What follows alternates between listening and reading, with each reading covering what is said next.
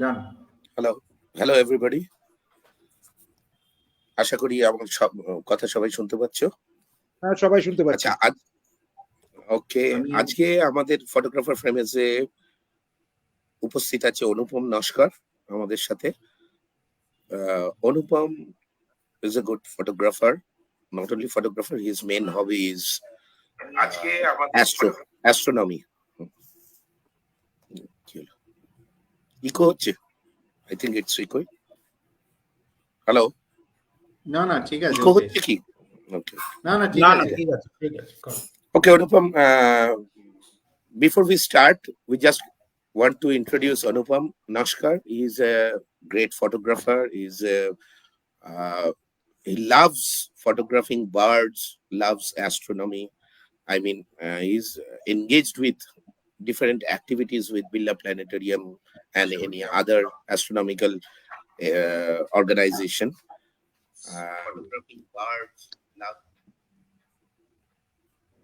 Okay, so today we have invited him to introduce himself as well as to give us some lights about the astrophotography. It's a very big stream of photography, but still আমি একটু বাংলাতেই চলে এলাম। আমাদের প্রচুর দর্শক বাংলাতেই আছে। তা আমাদের এই অ্যাস্ট্রো ফটোগ্রাফি সম্বন্ধে আমাদের ধারণাও খুব কম। আমাদের আইডিয়াস এন্ড কি করতে হয়, কিভাবে অ্যাস্ট্রো ফটোগ্রাফি এত সুন্দর ছবি ওঠে, সেইগুলো সম্বন্ধে আমরা আজকে অনুপমকে আমাদের সাথে পেয়েছি। অনুপম আমাদের শুধু বন্ধুই নয়, তার সাথে অনুপম একজন বড় ফটোগ্রাফার। অ্যাস্ট্রো ফটোগ্রাফিতে ওর যথেষ্ট ভূমিকা রয়েছে এবং এই বিভিন্ন মহাজাগতিক বিস্ময়কে আবিষ্কার করার জন্য ওরা বিভিন্ন জায়গায়, দেশের এবং বিদেশের বিভিন্ন জায়গায় অনুপম ছুটে বেড়ায়। ওদের একটা গ্রুপও রয়েছে। ওকে, আমি অনুপমের কাছে হ্যান্ড ওভার করছি to give us an idea about what is astrophotography. আমাদের এই অ্যাস্ট্রোফটোগ্রাফি কি জিনিস, কিভাবে শুরু, অ্যান্ড কি ধরনের সেট আপ নিয়ে আমরা অ্যাস্ট্রোফটোগ্রাফি শুরু করতে পারি। It's an interesting subject obviously. ঠিক আছে Anupam, Shubhankar, let's start. Okay, start Anupam da. আচ্ছা, প্রথম কথা হচ্ছে এই যে অ্যাস্ট্রো ফটোগ্রাফি বলে যে শব্দটা রয়েছে, তো এখানে দুটো শব্দ রয়েছে, একটা অ্যাস্ট্রো, একটা ফটোগ্রাফি। তো ফটোগ্রাফাররা সবাই তো জানে যে যে কোনো বিষয়ের ছবি তোলা, তাহলে অ্যাস্ট্রো দিয়ে কি বোঝানো হয়। ওটা খুব খুব ছোট কথায় এক লাইনে যদি বলি, যে কোনো সেলিসিয়াল অবজেক্ট, সেলিসিয়াল মানে মহাজাগতিক যে কোনো বস্তু নিয়ে যদি ছবি তোলা হয়, সেই ছবি তোলার বিষয়টা হচ্ছে অ্যাস্ট্রোফটোগ্রাফির মধ্যে পড়ে। আচ্ছা, উদাহরণ, আমি সূর্যের দিকে ক্যামেরা তাক করে কিছু ফিল্টার লাগিয়ে সূর্যের ছবি তুললাম, অ্যাস্ট্রোফটোগ্রাফি। আমি চাঁদের দিকে ক্যামেরা তাক করে চাঁদের ছবি তুললাম, চন্দ্রগ্রহণের ছবি তুললাম, সূর্যগ্রহণের ছবি তুললাম, অ্যাস্ট্রোফটোগ্রাফি। এগুলো তো আমরা ছোটবেলা থেকে চাঁদ সূর্য দেখে অভ্যস্ত, কিন্তু মহাকাশে আরো প্রচুর, ডিপ স্কাইতে আরো প্রচুর বিস্ময়কর জিনিস আছে, যেমন নেবুলাস, গ্যালাক্সিস। আমরা যেমন একটা গ্যালাক্সির মধ্যে বাস করি যেটাকে মিল্কি ওয়ে গ্যালাক্সি বলে, তেমনি আরো প্রচুর গ্যালাক্সি আছে। তো সেই ধরনের গ্যালাক্সি, তা এছাড়া নেবুলা মানে বাংলায় যাকে নিহারিকা বলে, যেখান থেকে নক্ষত্রের সৃষ্টি হয়, সেগুলোকে নিয়ে ছবি তোলা, সেগুলোকে নিয়ে কাজ করা, সেগুলো হচ্ছে অ্যাস্ট্রোফটোগ্রাফির আরেকটা দিক। অথবা বিভিন্ন রকমের প্ল্যানেটস রয়েছে, যেমন বৃহস্পতি, শনি, বুধ, শুক্র, আমাদের যে সৌরমণ্ডলে যা প্ল্যানেটস আছে, সেগুলো হচ্ছে অ্যাস্ট্রোফটোগ্রাফির মধ্যে আসে। এবার ঘটনা হচ্ছে অ্যাস্ট্রোফটোগ্রাফি এতটাই ভাস্ট সাবজেক্ট যে সেখানে এক এক ধরনের বিষয়ের ছবি তুলতে গেলে এক এক ধরনের যন্ত্রপাতির দরকার হয়, যে কারণে অ্যাস্ট্রোফটোগ্রাফির ব্যাপারটা খুব বেশি মানুষের মধ্যে অতটা ছড়িয়ে পড়েনি। কিন্তু লাস্ট কয়েক বছর ধরে দেখা যাচ্ছে অ্যাস্ট্রোফটোগ্রাফির একটা পার্টিকুলার জনর, যেটা হলো অ্যাস্ট্রো ল্যান্ডস্কেপ, সেটা প্রচন্ড জনপ্রিয় হয়ে গেছে। কেন? তার কারণ হচ্ছে, যদি আমি ডিপ স্কাইয়ের ছবির কথা ভাবি, তাহলে সেখানে আমার বর্তমান যে ক্যামেরার সেট আপ সেগুলোকে দিয়ে খুব বেশি দূর এগোনো যাবে না। একটা দুটো ছবি হয়তো তোলা যাবে, খুব বেশি দূর এগোনো যাবে না। এবং তার সাথে আরো কিছু সমস্যা সেখানে এসে যায়। যেহেতু পৃথিবী ঘুরছে, সেহেতু পৃথিবী তো স্থির নয়, পৃথিবী ঘুরছে, তার সাথে আকাশের বিভিন্ন নক্ষত্রকে আমরা দেখি যে পূর্ব থেকে পশ্চিম দিকে সে রোটেট করে চলে যাচ্ছে। সেই কারণে আমরা যদি আকাশের দিকে তাক করে ছবি তুলতে যাই, এরকম ভাবে হবে না। আমাদের এই পৃথিবীর সাথে গতির সাথে সিনক্রোনাইজ করে কিছু ট্র্যাকার ইউজ করতে হবে। স্বভাবতই এই সমস্যাগুলোর জন্য, এবং সেই সব ট্র্যাকার, সেই জিনিসগুলো এখন ধীরে ধীরে অ্যাভেলেবেল হচ্ছে, আগে এতটা অ্যাভেলেবেল ছিল না এদেশে। এবং শুধু কিনলেই হলো না, তার মেনটেনেন্সের ব্যাপার আছে, খারাপ হলে সারানোর ব্যাপার আছে। এই কারণে এই ডিপ স্কাই অ্যাস্ট্রো ফটোগ্রাফি খুব বেশি লোকের মধ্যে ছড়াতে পারেনি, কিন্তু তাও অনেকে তুলছে। এবার সেখানে খরচার ব্যাপারটাও প্রচুর। এবারে সেখান থেকে যদি কেউ বললো যে আমি প্ল্যানেটসের ছবি তুলবো, হ্যাঁ, ডিপ স্কাই জিনিসগুলো দিয়ে প্ল্যানেটসের ছবি তোলা যায়। আবার আলাদা রকমের ফোকাল লেন্থের টেলিস্কোপ ইউজ করেও তোলা যায়। কিন্তু আবার সেই ব্যাপারটা এসে যাবে যে সেক্ষেত্রেও সেই ট্র্যাকিং এর ব্যাপার, টেলিস্কোপের ব্যাপার, এই ব্যাপারগুলো। এই কারণে এই যে জনরাটা অ্যাস্ট্রো ল্যান্ডস্কেপ, এই জনরাটা, এটার ক্ষেত্রে কিন্তু আমাদের কাছে যা ক্যামেরা, যা লেন্স আছে, সেগুলোকে দিয়েই এই জিনিসটা আমরা তুলতে পারি, শুধু জানা কিছু টেকনিকের।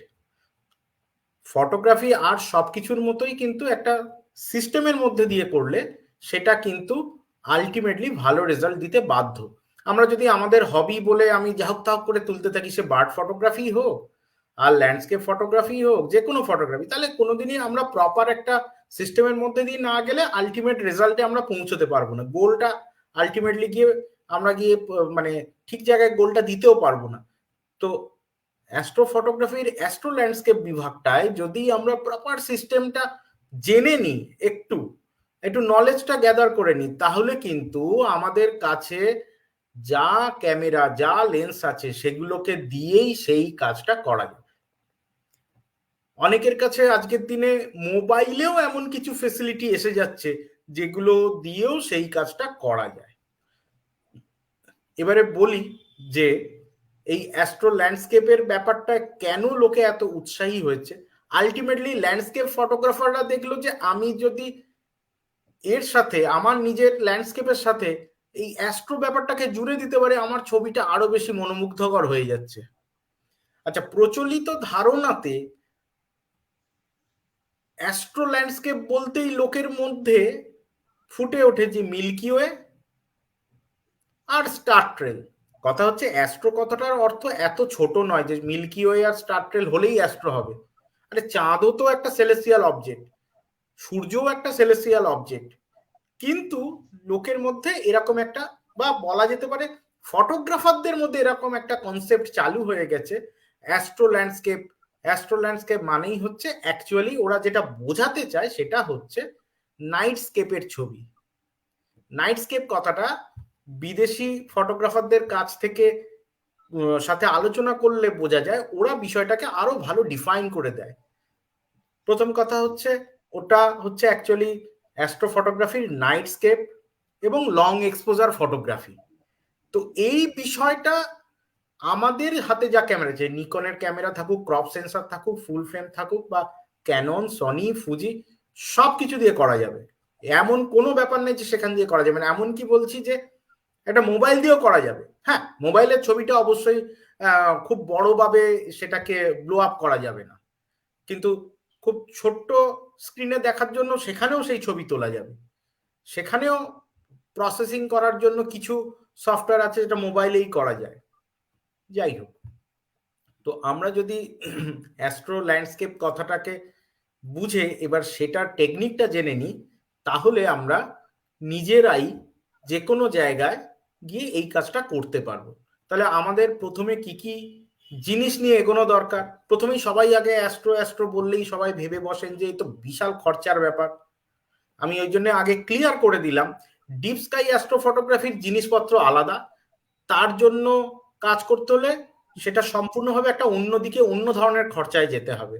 কিন্তু যদি অ্যাস্ট্রো ল্যান্ডস্কেপের দিকে আমরা আসি, যেখানে প্রচুর সাবজেক্ট রয়েছে, সুন্দর ছবি তোলা যায়, তার জন্য অন্য কোনো দিকে যেতেই হবে না, যা আছে সেটা দিয়েই কাল থেকে করা যাবে।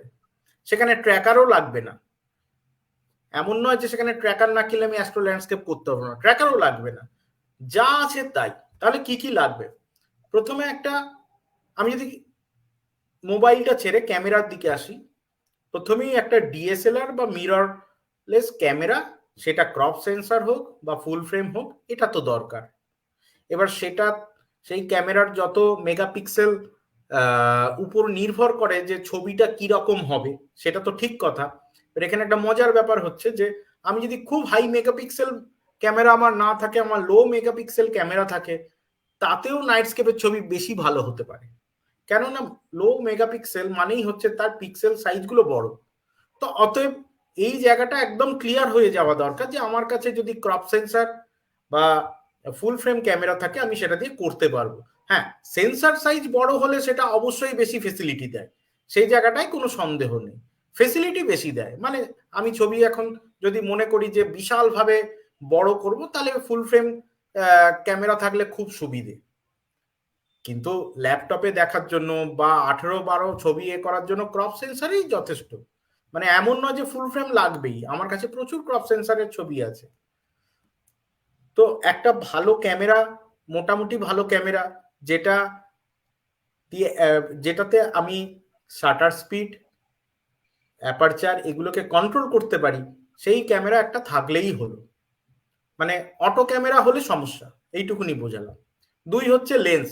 আমি যখন অ্যাস্ট্রো ল্যান্ডস্কেপ করছি, তখন ল্যান্ডস্কেপের যে চিরাচরিত নিয়ম যে আমার ওয়াইড অ্যাঙ্গেল লেন্স দরকার, হ্যাঁ সেটাই লাগবে। আমার খুব টেলি লেন্সের দরকারই নেই, আমি ল্যান্ডস্কেপ করছি তো আমার ওয়াইড অ্যাঙ্গেলই লাগবে। তো আমার একটা ওয়াইড অ্যাঙ্গেল লেন্স দরকার, যতটা ওয়াইড হয় তত ভালো। মানে আমি বলছি যদি 15 mm এর আশপাশে হয় খুব ভালো, যদি 20 mm এর আশপাশে হয় খুব ভালো, ফুল ফ্রেমের হিসেবে বলছি। যদি 20 mm এর আশেপাশে হয় খুব ভালো, মানে বিলো 24 হলে খুবই ভালো।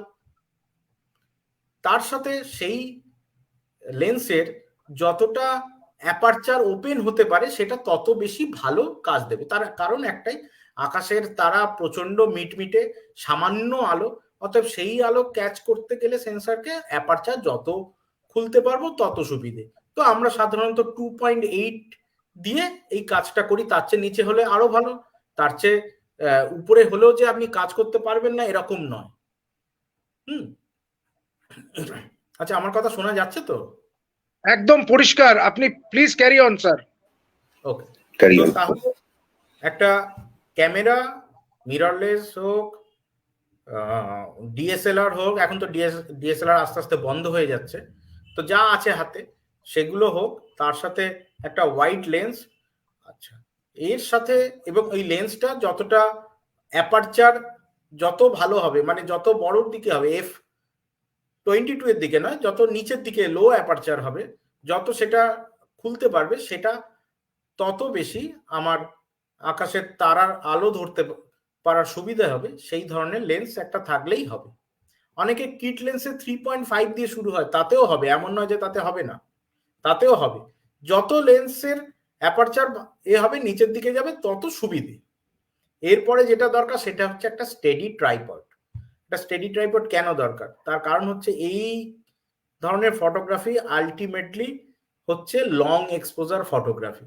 লং এক্সপোজার ফটোগ্রাফি মানেই হচ্ছে যে সেখানে অনেকক্ষণ ধরে লেন্সটা, এই ক্যামেরার শাটারকে খুলে রাখতে হচ্ছে আমাদের। সেক্ষেত্রে হাতে ধরে এটা করা সম্ভব নয়। হাতে ধরে যেহেতু করা সম্ভব নয়, সেহেতু এটা লাগবেই, ট্রাইপড লাগবেই। এবার ট্রাইপডটা একটু ভালো এই জন্যই হওয়া দরকার। খুব লকপকে ট্রাইপড হলে কি হবে, কোথাও একটা আমরা বসিয়ে রাখলাম, তারপরে হাওয়া দিতে শুরু করলো, ট্রাইপডই গেল উল্টে, বা ক্যামেরা দুলতে লাগলো, কাঁপতে লাগলো, তখন ছবিটা নষ্ট হয়ে যাবে। সেই জন্য একটু ঠিকঠাক ভালো ট্রাইপড, যেটা স্টেডি ভাবে বসিয়ে দিলে হাওয়াতে উল্টে পড়ে যাবে না, সেইটুকুনি দেখে নেওয়া কর্তব্য, ব্যাস। তাহলে প্রথমে হলো ক্যামেরা, দ্বিতীয় হচ্ছে একটা ওয়াইড লেন্স, তৃতীয় হচ্ছে একটা স্টেডি ট্রাইপড। এই তিনটে জিনিস যদি আছে, তাহলে শুরু করে দেওয়া যাবে astro photography, astro landscape photography. Astro photography বলতে অ্যাস্ট্রো ল্যান্ডস্কেপ ফটোগ্রাফির কথা বলছি। এবারে আমি কিভাবে শুরু করব? অ্যাস্ট্রো ল্যান্ডস্কেপ ফটোগ্রাফিতে আমরা দেখি যে সেখানে সাধারণত লোকে 2-3 রকম ছবি নিয়ে খুব নাড়াচাড়া করে। একটা হচ্ছে star trail. Star trail astro landscape ফটোগ্রাফির সবচেয়ে সোজা বিষয়বস্তু। দ্বিতীয় হচ্ছে মিল্কি ওয়ের সাথে ল্যান্ডস্কেপ। আর 3 নম্বর হচ্ছে কোনো একটা কনস্টেলেশন, মানে আকাশের নক্ষত্র মণ্ডল বা কোনো একটা পার্টিকুলার অবজেক্ট, আকাশের কোনো নেবুলাস বা কোনো গ্যালাক্সি, তার সাথে ল্যান্ডস্কেপকে মিলিয়ে একটা ছবি। এই 2-3 রকম ছবি নিয়েই অ্যাস্ট্রো ল্যান্ডস্কেপ ফটোগ্রাফিটা চলছে। তো আমি যদি প্রথমে এর কথা বলি, মিল্কি ওয়ে ফটোগ্রাফির কথা বলি, তাহলে আমাকে প্রথমে কি করতে হবে? প্রথমে আমাকে দেখে নিতে হবে এমন একটা জায়গা যেখানে আলোক দূষণ প্রায় নেই। কেন? তার কারণ হচ্ছে আমরা ক্যামেরাটা খুলে অনুপম দা, জাস্ট একটা ইন্টারাপ্ট করলাম, বলছি আমরা কি এটা জাস্ট একটা কোনো ছবি দেখিয়ে আমাদের দর্শকদেরকে বা বন্ধুদেরকে জানাতে পারবেন যে মিল্কি ওয়ে ধরুন ছবিটা বলছেন, এটা যেটা প্রেজেন্ট করে? হ্যাঁ, একটা ছবি জাস্ট আপনার যদি থাকে, একদম, তাহলে ওদের পক্ষে বোঝাটাও সুবিধা হবে। ধরুন বলে যাচ্ছি, দর্শকরা আপনি ছবিতে আরো দেখে বুঝতে পারবেন আমার মনে হয়, যারা দেখছে জিনিসটা বা পরেও দেখবে, যখনই হোক, এটা তো আমাদের থাকবেই ডকুমেন্ট হিসাবে। তো তখন আমি একটু স্ক্রিন শেয়ার করছি। একদম একদম একদম।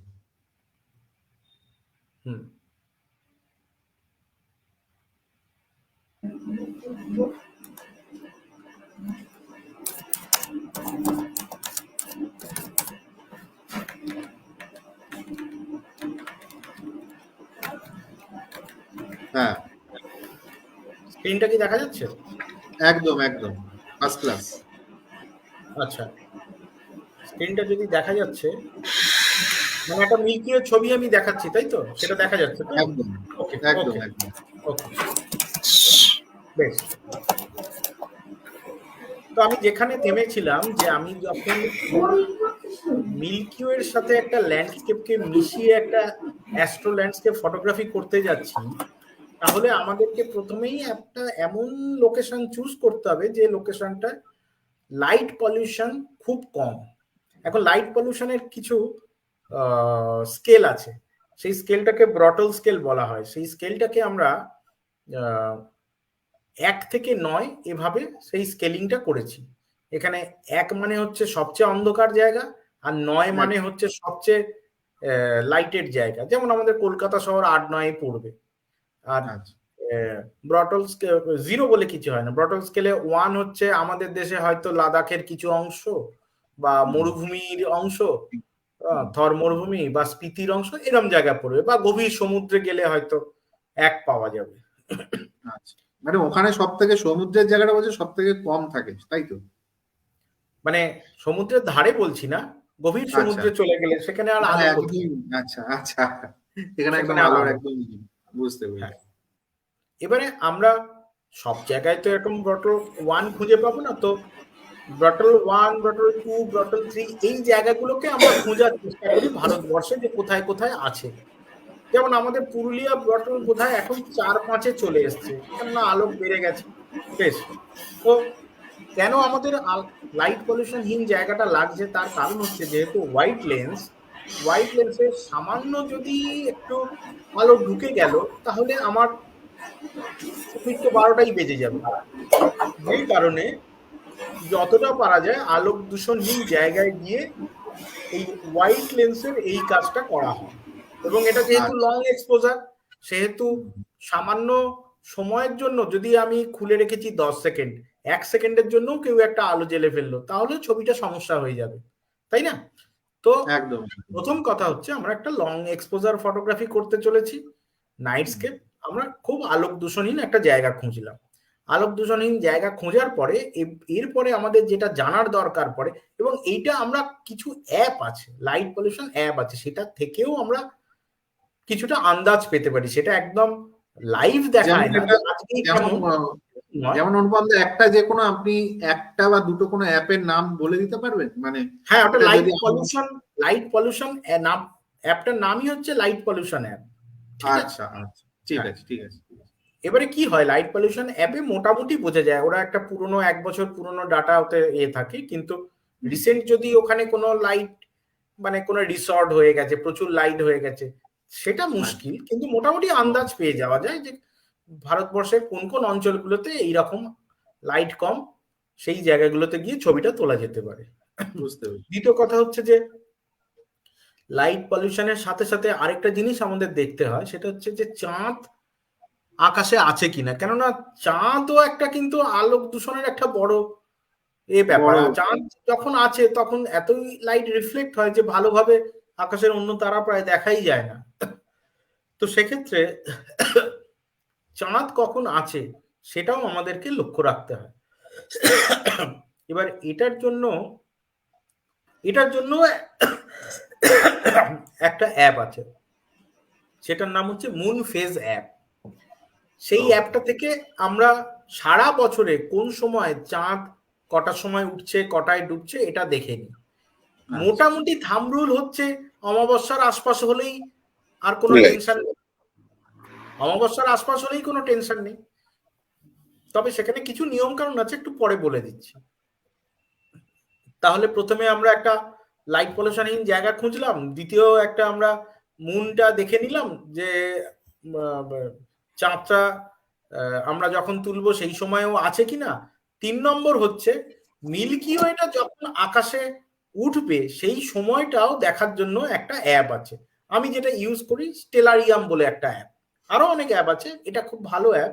যে অ্যাপটা দেখে আমি আকাশের কোন দিকে কোন সময়ে মিল্কি ওয়েটা থাকবে সেটা আগে থাকতেই আমি বুঝে যাই যে ওই অঞ্চলে মিল্কি ওয়েটা আকাশের এই দিকে এত ডিগ্রি অ্যাঙ্গেলে থাকবে। এখানে যেমন দেখা যাচ্ছে একটা, এখানে মিল্কি ওয়ের ছবি, সে আকাশে একটা মোটামুটি 90 ডিগ্রি নয়, প্রায় 70-80 ডিগ্রি 70 ডিগ্রি অ্যাঙ্গেলে রয়েছে।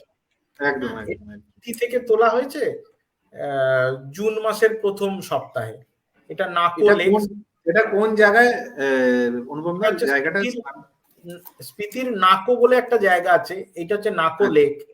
সেই নাকো লেক থেকে, নাকো লেকের পাশ থেকে ছবি তুলেছে। এটা কিন্তু একটা টুরিস্ট স্পট, এমন নয় যে একদম রিমোট জায়গা, এটা টুরিস্ট স্পট। নাকো সবাই হ্যাঁ, নাকো মানে স্পিতি ঘুরতে গেলেই লোক যায়, প্রচুর হোমস্টে রয়েছে, মানে ঠিক ঠিক করছে হোমস্টে, যেহেতু রাত সেহেতু। হ্যাঁ, মানে লাহুল, কাজা স্পিতি লাহুল উপত্যকা যারা ঘুরে বেড়ায় তাদের কাছে নাকোটা খুব পরিচিত জায়গা, খুব পরিচিত জায়গা। আমি একটা রিকোয়েস্ট করব অনুপম বাবু, একটু এনলার্জ করবেন ছবিটাকে একটু। হ্যাঁ, মানে ফুল স্ক্রিন করে দিলে ভালো হয়, যেহেতু এতে রয়েছে তো ফুল স্ক্রিন। আচ্ছা, না ফুল স্ক্রিন ছবি আমি ওয়াইড এর ছবি একটা দিয়ে দিচ্ছি, 1 মিনিট। না না না, ঠিক আছে, সবকিছু ঠিক আছে, প্রমিনেন্সিটা বুঝতে পারবে। আচ্ছা, আমাদের এখানে একজন জাস্ট কমেন্ট করেছে, এটা আমি জাস্ট বলছি অনুপম দা। এখানে বলছে উনি নাম হচ্ছে অমর আচারিয়া। উনি বলছে প্রথম কথা উনি তো খুব লিখেছে আন্তরিক শুভেচ্ছা সবাইকে। তারপরে উনি আরেকটা জিনিস অনেক ধন্যবাদ, অনেক ধন্যবাদ অমর বাবু, অনেক ধন্যবাদ। লিখেছে হচ্ছে যে অ্যাস্ট্রোবির সাথে লোকেশন, তারপর হচ্ছে হোয়াইট ব্যালেন্স, আইএসও সেন্সিটিভ, ভালো ট্রাইপড, তারপর হচ্ছে ফোকাস ম্যানুয়াল সেট, তারপর হচ্ছে অ্যাপারচার ম্যাক্সিমাম 2.8 বা 1.8 প্রাইম, অ্যাস্ট্রোআইডিয়াল অ্যাঙ্গেল লেন্সের সাথে ইকো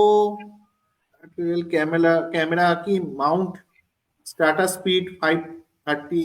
মানে উনি হয়তো কিছু এটা এগুলো সবাই সম্পর্কিত, মানে এই জিনিসটা নিয়ে উনি জাস্ট একটা করলো, উনিও বিবরণ দিল, যা বুঝতে পারলাম। থ্যাংক ইউ অমর বাবু, thank you very much. Okay Anupam, carry on. Carry on. আচ্ছা, এই শুভঙ্কর, আমি একটা জাস্ট ডিস্টার্ব করছি। অনুপমের স্ক্রিনটাকেই যদি ফুল স্ক্রিন করে দেওয়া যায় তাহলে বেটার হয়। হ্যাঁ, আমি ওটা করেছিলাম তো। এবার অনুপম দা যখনই ওটা স্ক্রিন শেয়ার করবে না, অটোমেটিক অনুপম দা স্ক্রিনটা তখন অটোমেটিক স্মল হয়ে যাবে। আমি ওটাই করে রেখেছিলাম। ওকে। হ্যাঁ অনুপম দা আচ্ছা, করো আমি যে আরেকটা ছবিকে একটু দিয়ে তারপরে হ্যাঁ আমি ওটাকে অ্যাড করে দিচ্ছি। হ্যাঁ এটাকে ফুল স্ক্রিন করে দিই। নিচে কোনায় দেখুন ফুল স্ক্রিনের অপশন আছে, এটা কি চিত্রকূট? হুম ডান দিকে ডান দিকে ডান দিকে ডান দিকে, একদম ডান দিকে, কোনায় কোনায় ডান দিকে।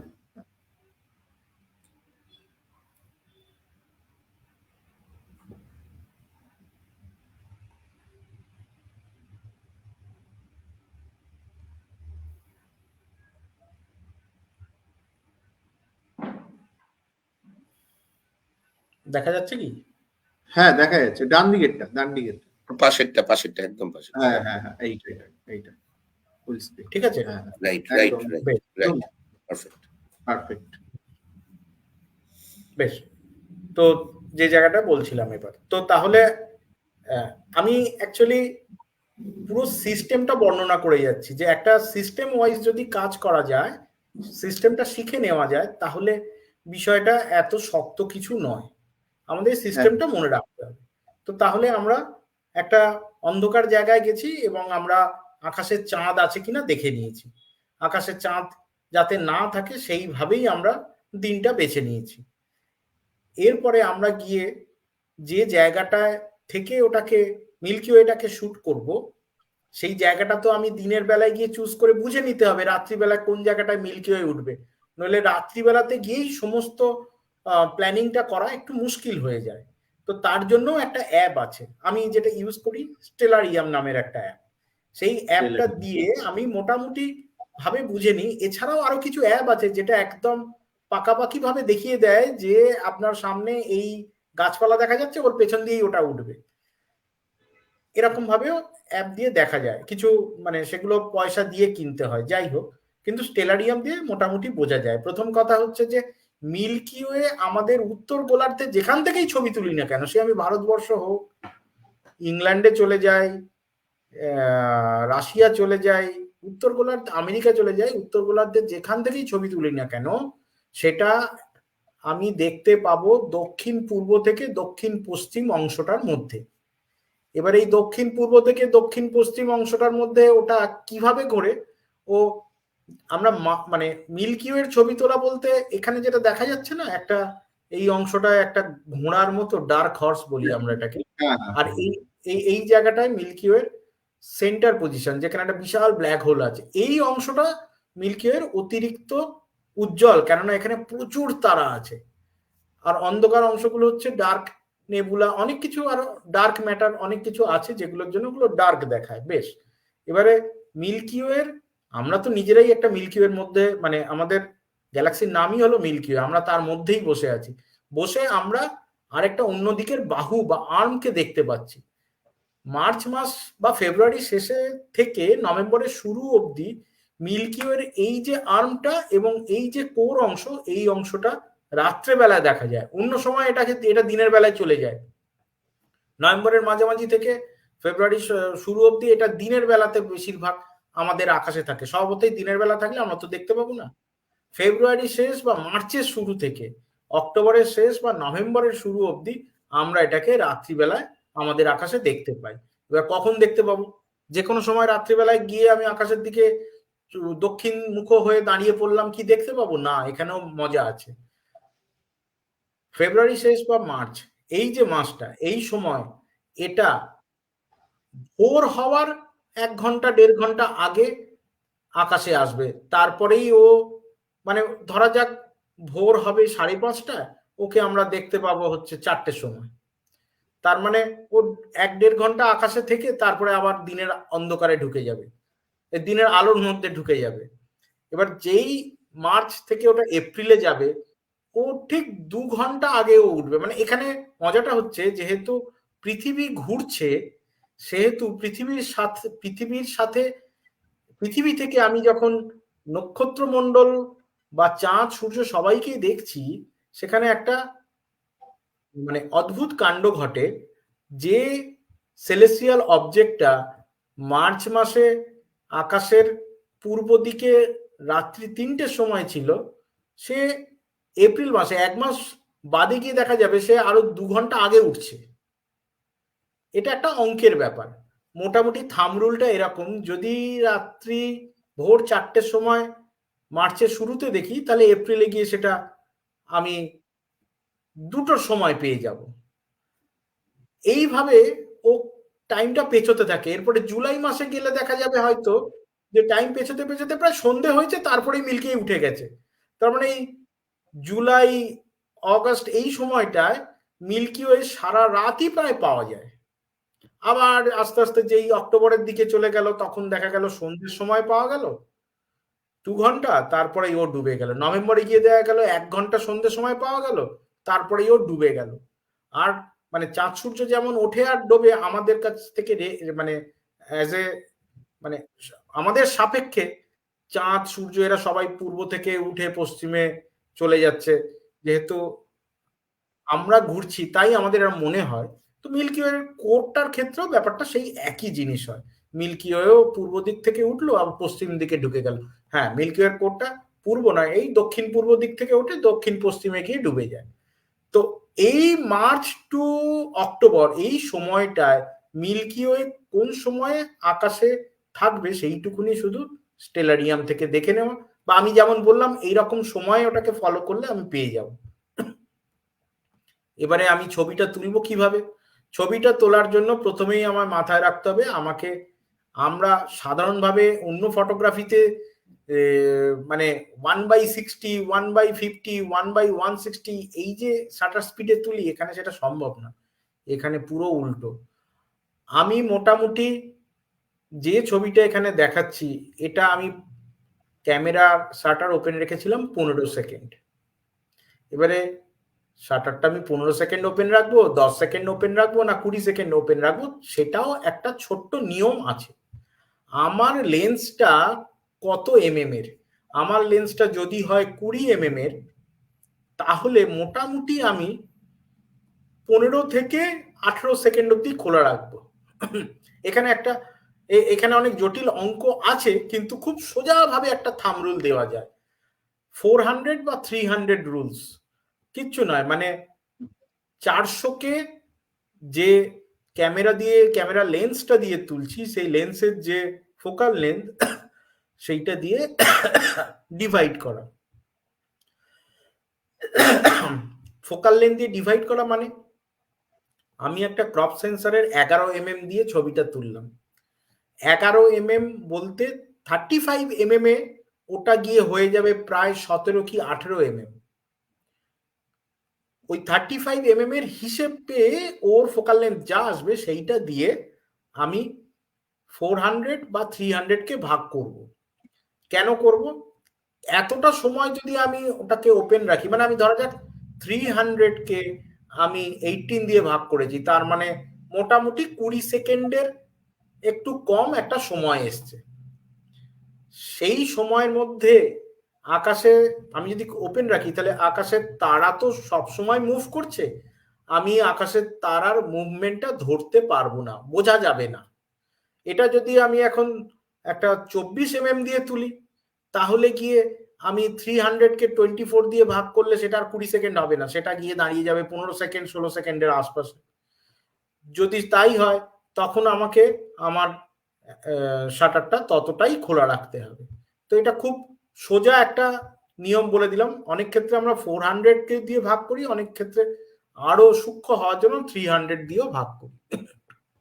এবারে 300 কে যদি আমি আমার আমার লেন্সের যে ফোকাল লেন্থ দিয়ে ভাগ করলাম, তাহলে অবশ্যই সেই ভাগফলটা তো ছোট আসবে, কিন্তু আমার অ্যাপারচারটা 2.8 বা 1.8 নয়, সেটা হয়তো আমি কিডস লেন্স দিয়ে কাজ করছি 3.5, ফলে আলো কম ঢুকবে। সেক্ষেত্রে আমি বলবো যে আমি 400 রুলসে যদি কিডস লেন্স মানে 3.5 এর নিচে আমার অ্যাপারচার আসছে না, সেহেতু আমাকে একটু শাটারটা তো ওপেন রাখতেই হবে, তা না হলে আমি প্রপারলি তারার আলোগুলো আমার সেন্সারে পাবো না। তো মোটামুটি আপনারা এই 300 বা 400 কে ফলো করবেন। আমার কাছে যদি একটা 50 mm এর লেন্স থাকে, সেটা দিয়ে কি আমি তুলতে পারবো না? হ্যাঁ পারবো। 300 ডিভাইডেড বাই 50, 6 সেকেন্ড হয়। এবার ঘটনা হচ্ছে 6 সেকেন্ড খোলা রাখলে এত আলো ধরা পড়বে না, এই কারণেই আমি ওয়াইড লেন্স ইউজ করার জন্য আমরা সবাইকে বলি যে ওয়াইড লেন্স ইউজ করলে আপনার এই সুবিধা হয়। 50 mm দিয়ে করতে গেলে আমার তখন আমাকে ট্র্যাকার ইউজ করতে হবে, যে ট্র্যাকার ওকে ওর সাথে সাথে ঘোরাবে, তাহলে আমি অনেকক্ষণ ওটাকে খুলে রাখতে পারবো। কিন্তু আমি অ্যাস্ট্রো ল্যান্ডস্কেপে ট্র্যাকার সাধারণত আমরা ইউজ করি না। সেক্ষেত্রে আমাদের নিয়মই হচ্ছে যে আমরা ওয়াইড লেন্স দিয়ে কাজটা করব, তাতে ছবিটাও সুন্দর হবে, তার সাথে আমি এই হিসেব নিকেশ করে আমার শাটার কতক্ষণ খুলে রাখবো সেটা আমি বার করে নেবো আগে। এটা একটা খুব দরকারি ব্যাপার। এরপরে চলে আসছে আইএসও। হ্যাঁ, অবশ্যই আমার আইএসও যদি 100-200 রাখি তাহলে আমার সেন্সার এই ছবি নিতে পারবে। এবারে আমি আইএসও সাধারণত আমরা 2000-এর ওপরে রাখি, মানে 2500, 3000, 4000 এরকম জায়গায়। সেখানে একটু দেখে নিতে হবে আপনার ক্যামেরাটা কি আছে। সব ক্যামেরারই একটা সুইট পয়েন্ট থাকে, যে পয়েন্টে ও নয়েজটা বেশি জেনারেট করে। আমার ক্যামেরা আমি দেখেছি 4000 অবধি অতটা নয়েজ জেনারেট করে না, 6000-এও করে না। তো সেক্ষেত্রে আমি আইএসওটাকে 3200 বা 4000 রাখতেই পারি। কিন্তু আপনার ক্যামেরাটা 4000, 5000 এতটা অবধি নিতে পারে না, সে 3200 অবধিই পারে, তো আপনাকে 3200-তেই থাকতে হবে। এর চেয়ে নিচে করলে একটু সমস্যা, এর চেয়ে নিচে করলে লাইট সেন্সিটিভিটি কম হয়ে যাবে, সেন্সার এতটা নিতে পারবে না। সেক্ষেত্রে মোটামুটি একটা থাম রুল হচ্ছে যে আমার একটা 15 mm এর ফুল ফ্রেমের লেন্স, সেটার ক্ষেত্রে আমি একটা 20 সেকেন্ডের শাটার স্পিড রাখলাম, আইএসও আমি 3200 দিলাম। এরপরে আমার কাজটা হচ্ছে যে আমি এই ছবিটা তোলার জন্য আমি কি একটা সিঙ্গেল শট নেব না মাল্টিপল শট নেব। তো সেখানে মোটামুটি আপনারা যেটা মেনটেন করতে পারেন যে পরপর আপনি 9খানা থেকে 14-15টা ছবি তুলে নিলেন, তার বেশি তোলার দরকার নেই। এই ছবিটা তুলে নেওয়ার পরেই আপনি তো এর উপর রেখে, ট্রাইপয়েডের উপর রেখে ক্যামেরাটাকে একদম স্থিরভাবে বসিয়ে প্রপার ফ্রেম করে ছবিটা তুললেন। ছবিটা তোলার পরেই ও কি হবে, লেন্স এই সেন্সার ধীরে ধীরে একটু গরম হতে থাকবে, গরম হয়ে কিছু হট পিক্সেল জেনারেট করবে। তখন কি হবে, আকাশের তারার আশপাশে কিছু নয়েজও ক্রিয়েট করে দেবে। তো আপনি ধরতে কোনটা তারা আর কোনটা নয়েজ। তো এখানে বাঁচার সবচেয়ে ভালো উপায় হচ্ছে ক্যামেরা লেন্সটাকে তারপরে ঢেকে দেওয়া। আপনি 12 থেকে 14টা ফ্রেম নিয়েছেন, নিয়ে তারপরে লেন্সটাকে দিয়ে লেন্সের ক্যাপ দিয়ে লেন্স ঢেকে দিয়েছে, দিয়ে ওই একই সেটিং এ আপনি আরো 5-6খানা ছবি তুলে নিন। তাহলে কি ছবি আসবে, সেটা একদম ডার্ক ফ্রেম আসবে, পুরো কালো ছবি। কিন্তু সেই কালো ছবিতে কি থাকবে, ওই যে নয়েজ গুলো জেনারেট হয়েছিল, ওই যে হট পিক্সেল তৈরি হচ্ছিল, সেই হট পিক্সেল এই 6টা ছবিতেও থাকবে। এটা পরবর্তীকালে যখন স্ট্যাকিং করা হবে, স্ট্যাকিং বলে একটা বিষয়বস্তু আছে এখানে, তখন কি হবে, সফটওয়্যার ওটাকে মিনিমাইজ করে দেবে যে এই সেন্সারে এই সময় এই জায়গায় যে পিক্সেলগুলো দেখা যাচ্ছে, যে লাল লাল লাল লাল বা ওর কাছে যে ডটগুলো দেখা যাচ্ছে, ওগুলো অ্যাকচুয়ালি নয়েজ, অতএব ওগুলোকে বাদ দাও, ওগুলো অন্য ছবি থেকেও বাদ দাও। তো এই কারণে আমরা সিঙ্গেল শট না নিয়ে মাল্টিপল শট নেব। আগামী দিনে আরো ভালো ক্যামেরা, আরো টেকনোলজি যখন আরো উন্নত হবে, তখন হয়তো দেখা যাবে সিঙ্গেল শটেই এই কাজটা হয়ে যাচ্ছে। এখনো অবধি সেন্সার গরম হয়ে যাওয়ার এই সমস্যা থেকেই ইলেকট্রনিক্স ক্যামেরার এটাই হচ্ছে একটা সমস্যা, যে সেন্সার গরম হয়ে যায় বেশি চালালে। তো এই কাজটা করতে হবে। তাহলে 4টে জিনিস ফিল্ডে গিয়ে মনে রাখতে হবে। এক হচ্ছে আমি শাটার স্পিড, আমার যে লেন্স আছে সেই লেন্সের ফোকাল লেন্থ 300-কে সেই লেন্সের ফোকাল লেন্থ দিয়ে ভাগ করব, অবশ্যই সেটা 35 mm এর হিসেব ধরে। দ্বিতীয় হচ্ছে আইএসও, আমার ক্যামেরা যেখানটায় সবচেয়ে কম নয়েজ দেয় সেই জায়গাটা নিয়ে যাব 3000-4000 আশপাশে। তৃতীয় হচ্ছে যে আমি কয়েকটা লাইট ফ্রেম নেব। লাইট ফ্রেম মানে ক্যামেরার ঢাকা খুলে যে ফ্রেম নেওয়া হচ্ছে সেটা লাইট ফ্রেম বলি আমরা এখানে চট করে বোঝার জন্য। আর কটা ডার্ক ফ্রেম নেব। লাইট ফ্রেম যদি 10টা নিই, ডার্ক ফ্রেম মোটামুটি 4টে নিলেই হবে। এরপরে যেটা রাস্তায় গিয়ে বা ফিল্ডে নেমে সবচেয়ে অসুবিধা হয় সেটা হচ্ছে ক্যামেরার ফোকাস। অটোতে কাজ করা যাবে না, একদম ম্যানুয়ালে কাজ করতে হবে। ম্যানুয়ালে কাজ করতে হলে আমাকে কি করতে হবে, আমাকে প্রপারলি একটা তারাকে ধরে ফোকাস করে নিতে হবে। আমি ভাবলাম যে ইনফিনিটিতে রেখে দিই, তাহলেই আমার ফোকাসটা ঠিকঠাক হয়ে যাবে। না, তা হবে না। ইনফিনিটির আশেপাশে গিয়ে একটু দেখে নিতে হবে কোন জায়গাটায় তারাটা একদম বিন্দুর মতো মনে হচ্ছে, মানে সেই জায়গাটার থেকে ডান দিক বাঁ দিক ঘোরালেই দেখা যাবে ওই সার্কেলটা, যেহেতু তারা একটা সার্কেলটা বড় ছোট হচ্ছে। সার্কেল একদম ছোট যখন হবে বোঝা যাবে যে এটা ফোকাস হয়েছে। ঠিক আছে, এখানে আলোচনায় হয়তো করে দেখানো সম্ভব নয়, সেটা পরবর্তীকালে কখনো ফিল্ডে যদি আমরা একসাথে হয়ে গিয়ে দেখাতে পারবো। তো এই ফোকাস করাটা খুব জরুরি। ফোকাস যদি ঠিকঠাক না হয় তাহলে এরকম ছবি আসবে না, আউট অফ ফোকাস হয়ে গিয়ে সব গন্ডগোল পাকিয়ে যাবে। তাহলে ফোকাস করার জন্য প্রথম কথা হচ্ছে আমার কোনো অটো কাজ করবেই না, আমাকে পুরো মানে দিনের শুরুতেই এগুলোকে ঠিক করে নিয়ে ফিল্ডে চলে যেতে হবে। একদম ওটা ম্যানুয়ালে আমি নিয়ে যাব, ম্যানুয়ালে গিয়ে আমি ফোকাস করব। এরপরের কাজ হচ্ছে ফোকাস করার পরে এরপরের কাজ হচ্ছে প্রপার ফ্রেমিংটা করে নেওয়া। ফ্রেমিংটা করে নেওয়া মানে এখানে একটা ছবি দেখাচ্ছি, আমি এই ফ্রেমটা আমি ওখানে দাঁড়িয়ে এইটুকুনি ঠিক করেছি যে আমি ফ্রেমটা এরকম রাখবো। এটা আমি এটা ঠিক করেছিলাম, যেহেতু ল্যান্ডস্কেপ এটা, সেহেতু অন্তত হাফ পোর্শন আমি ল্যান্ড রাখবো, হাফ পোর্শন আমি মিল্কি ওয়েকে রেখেছি, স্কাইকে রেখেছি। এরম হতেই পারে, কেউ ভাবতে পারেন যে আমি 2/3 আমার একে রাখবো, ল্যান্ডকে রাখবো, 1/3 একে রাখবো, মিল্কি ওয়েকে রাখবো। ডিপেন্ড অন যে আপনার আকাশের কম্পোজিশনটা ল্যান্ডের সাথে বানাচ্ছে কিনা। তো composition, framing, shutter speed, ISO, light frame, dark frame, tripod, এই কটাই হচ্ছে আমার সিস্টেমের 1 2 3 4 5 6। এই 6টা পয়েন্ট যদি আমি মনে রাখি, তারপরে গিয়ে ফোকাসটা যদি আমি ঠিকঠাক করে নিই, তারপরে এই ছবি না ওঠার কিচ্ছু নেই। তৃতীয় কথা হচ্ছে এই 7টা পয়েন্টের পরে যে কথা আর আসে সেটা হচ্ছে যে আমাকে শুধু লোকেশনটা ঠিকঠাক চুজ করতে হবে।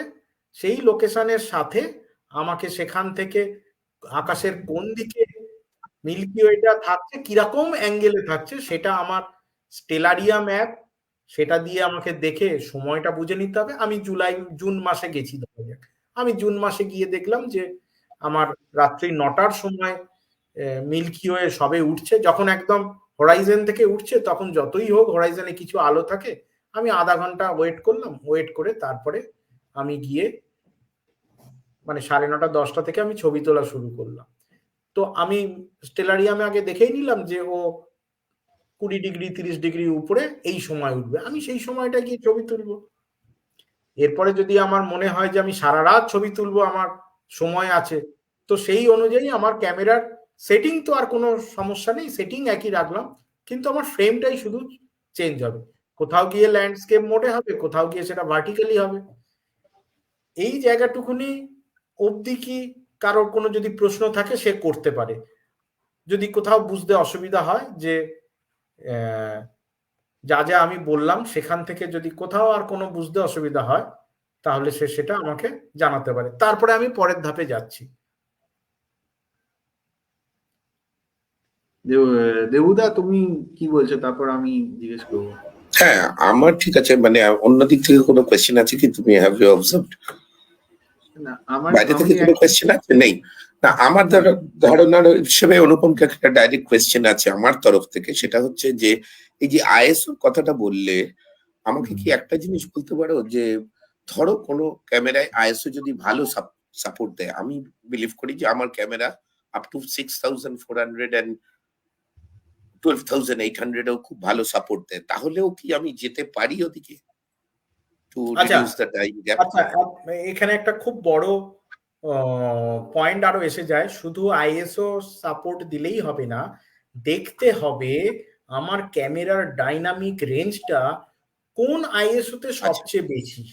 আমার ডাইনামিক রেঞ্জ যদি দেখা গেল যে মানে 800 কত ইভি থাকে? 800 বা 1200 বা 1500 এইসব জায়গায় আছে, তাহলে আমি যত আইএসও বাড়াবো আমার ডাইনামিক রেঞ্জ তত ফল করবে।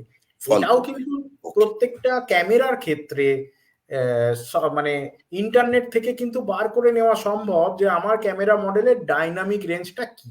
ডাইনামিক রেঞ্জ মানে আমি আমার সেন্সারে যে কালারটা আসছে সেই কালারটা প্রপারলি পাবো কিনা, মানে পুরো স্কেল পুরো ব্যান্ডউইথটা পাবো কিনা। যদি না পাই তখন Right. ছবি প্রসেসিং এ তো আমি কিছু কালার হারিয়েই ফেললাম। নষ্ট হয়ে যাবে। সেই জন্য আমার ডাইনামিক রেঞ্জ অনুযায়ী যদি আমি মাথায় রাখি, তাহলে অতিরিক্ত আইএসও তে যাওয়ার তো আমার কোনো দরকার নেই। কেন? তার কারণ হচ্ছে আমি সিঙ্গেল শট ছবি তুলছি না, আমি মাল্টিপল এক্সপোজার নিচ্ছি। মাল্টিপল এক্সপোজার মানে হচ্ছে একটা লাইটের ডটের উপরে আবার একটা লাইটের ডট একই জায়গায় আবার এসে পড়বে, আবার একটা এসে পড়বে, এবার 10টা লাইটের ডট ওই পয়েন্টে পড়বে।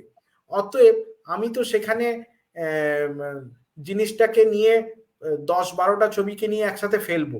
তো সেক্ষেত্রে Right. আমি যতটা আমার ব্যালেন্স করে চলে, এখানে ব্যালেন্সটাই তো মেন খেলা।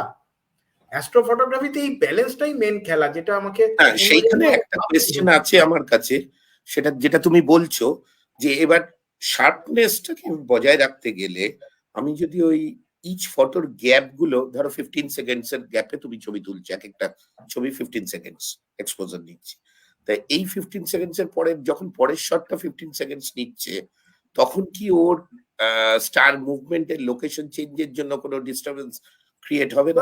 ভালো প্রশ্ন। হ্যাঁ, তাহলে লোকেশনটা অটোমেটিক মানে ও তো একটু মুভ করে গেল। তাহলে একদম। ব্যাপার হচ্ছে যে আমার তো পৃথিবী ঘুরছে, রাইট। তো স্টার তো মুভ করছেই। সফটওয়্যারের কাজ তো এটাই, ও ওই সরে যাওয়া স্টারটাকেও ধরে ওখানে ফেলবে। ওকে, ওকে। এবার সেখানেও there একটা is a- মেকানিজম কাজ করে, যে দেখা গেল এইভাবে আমরা যে সফটওয়্যারটা দিয়ে কাজ করি, সে একটানা 20-30 মিনিট ধরে তোলা ছবিকে ফেলতে পারে, তার বেশি হলে ফেলতে পারে না। আচ্ছা। মানে আমি যেটা শুরু করলাম প্রথম ছবি, তার লাস্ট ছবি, এই 20 মিনিটের গ্যাপে আমার হয়তো উঠে গেছে অনেক কটাই ছবি ধরা যাক, হুম, সেই ছবিগুলোকে নিয়েও মেলাতে পারলো, মিলে একটা সিঙ্গেল ছবি করতে পারলো। কিন্তু যখন তার বেশি হয়ে গেলে ও সেটাকে মেলাতে পারছে না, তখন গিয়ে হয়তো আরো অন্যরকম কিছু সফটওয়্যারের দরকার হয়। কিন্তু সেটা আমাদের এই ক্ষেত্রে লাগে না, কারণ এই ক্ষেত্রে 20 মিনিট একটা বিশাল সময়। বিশাল। মানে একটা পার্টিকুলার ছবির জন্য 20 মিনিট বলছি, তুমি 20 মিনিট মানে বাদে গিয়ে নাম্বার অফ শটস। অন্য শট নিচ্ছ, তো তাতে কোনো সমস্যা নেই। এবারে চলে আসি, যে পদ্ধতিতে আমি মিল্কি ওয়ে তুললাম সেই পদ্ধতিতেই আমি স্টার ট্রেল তুলবো। শুধু সেখানে আমার একটাই জিনিস মনে রাখতে হবে যে আমি ওখানে স্টার ট্রেল মানে স্টারের ল্যাজ আনতে চাইছি। লেজেন্ড। আমি এতক্ষণ কি করলাম, আমি এতক্ষণ 15 সেকেন্ড 20 সেকেন্ড আমি হিসেব কষে বার করলাম, কেন? যাতে কোনোভাবে ল্যাজ না আসে, ল্যাজ এসে গেলেই ছবিটা খারাপ হয়ে যাবে। ওখানে তো আমি ট্রেল আনতে চাইছি, সেহেতু ক্যামেরার যদি শাটার স্পিড 30 সেকেন্ড অবধি থাকে তাহলে আমি দিতেই পারি। ও 30 সেকেন্ড দিয়ে পরপর পরপর পরপর পরপর ছবি তুলতে থাকবে। আমি 100 খানা ছবি তুললাম, 200 খানা তুললাম সারা রাত ধরে, 200 খানা ছবি তুললাম, তাহলে কিরকম ছবিটা আসবে একটা ছবি দেখালেই বোঝা যাবে। একটা ছবি প্রেজেন্ট করে দিই। So motion of stars. সেখানে মোশন অফ স্টার, সেখানেও কিছু মজার ব্যাপার আছে।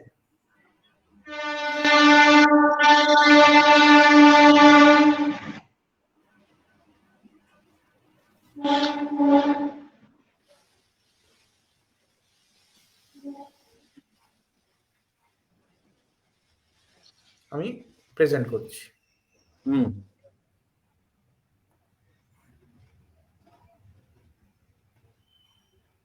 দেখা গেলে বলবে।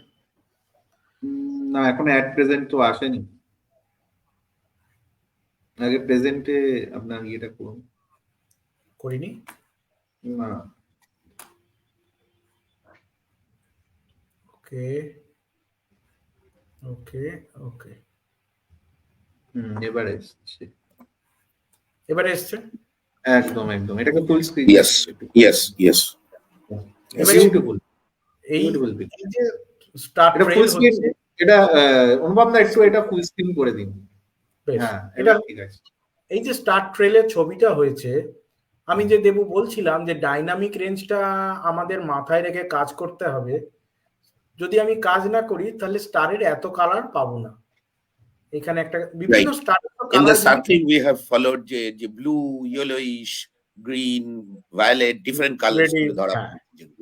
রাইট।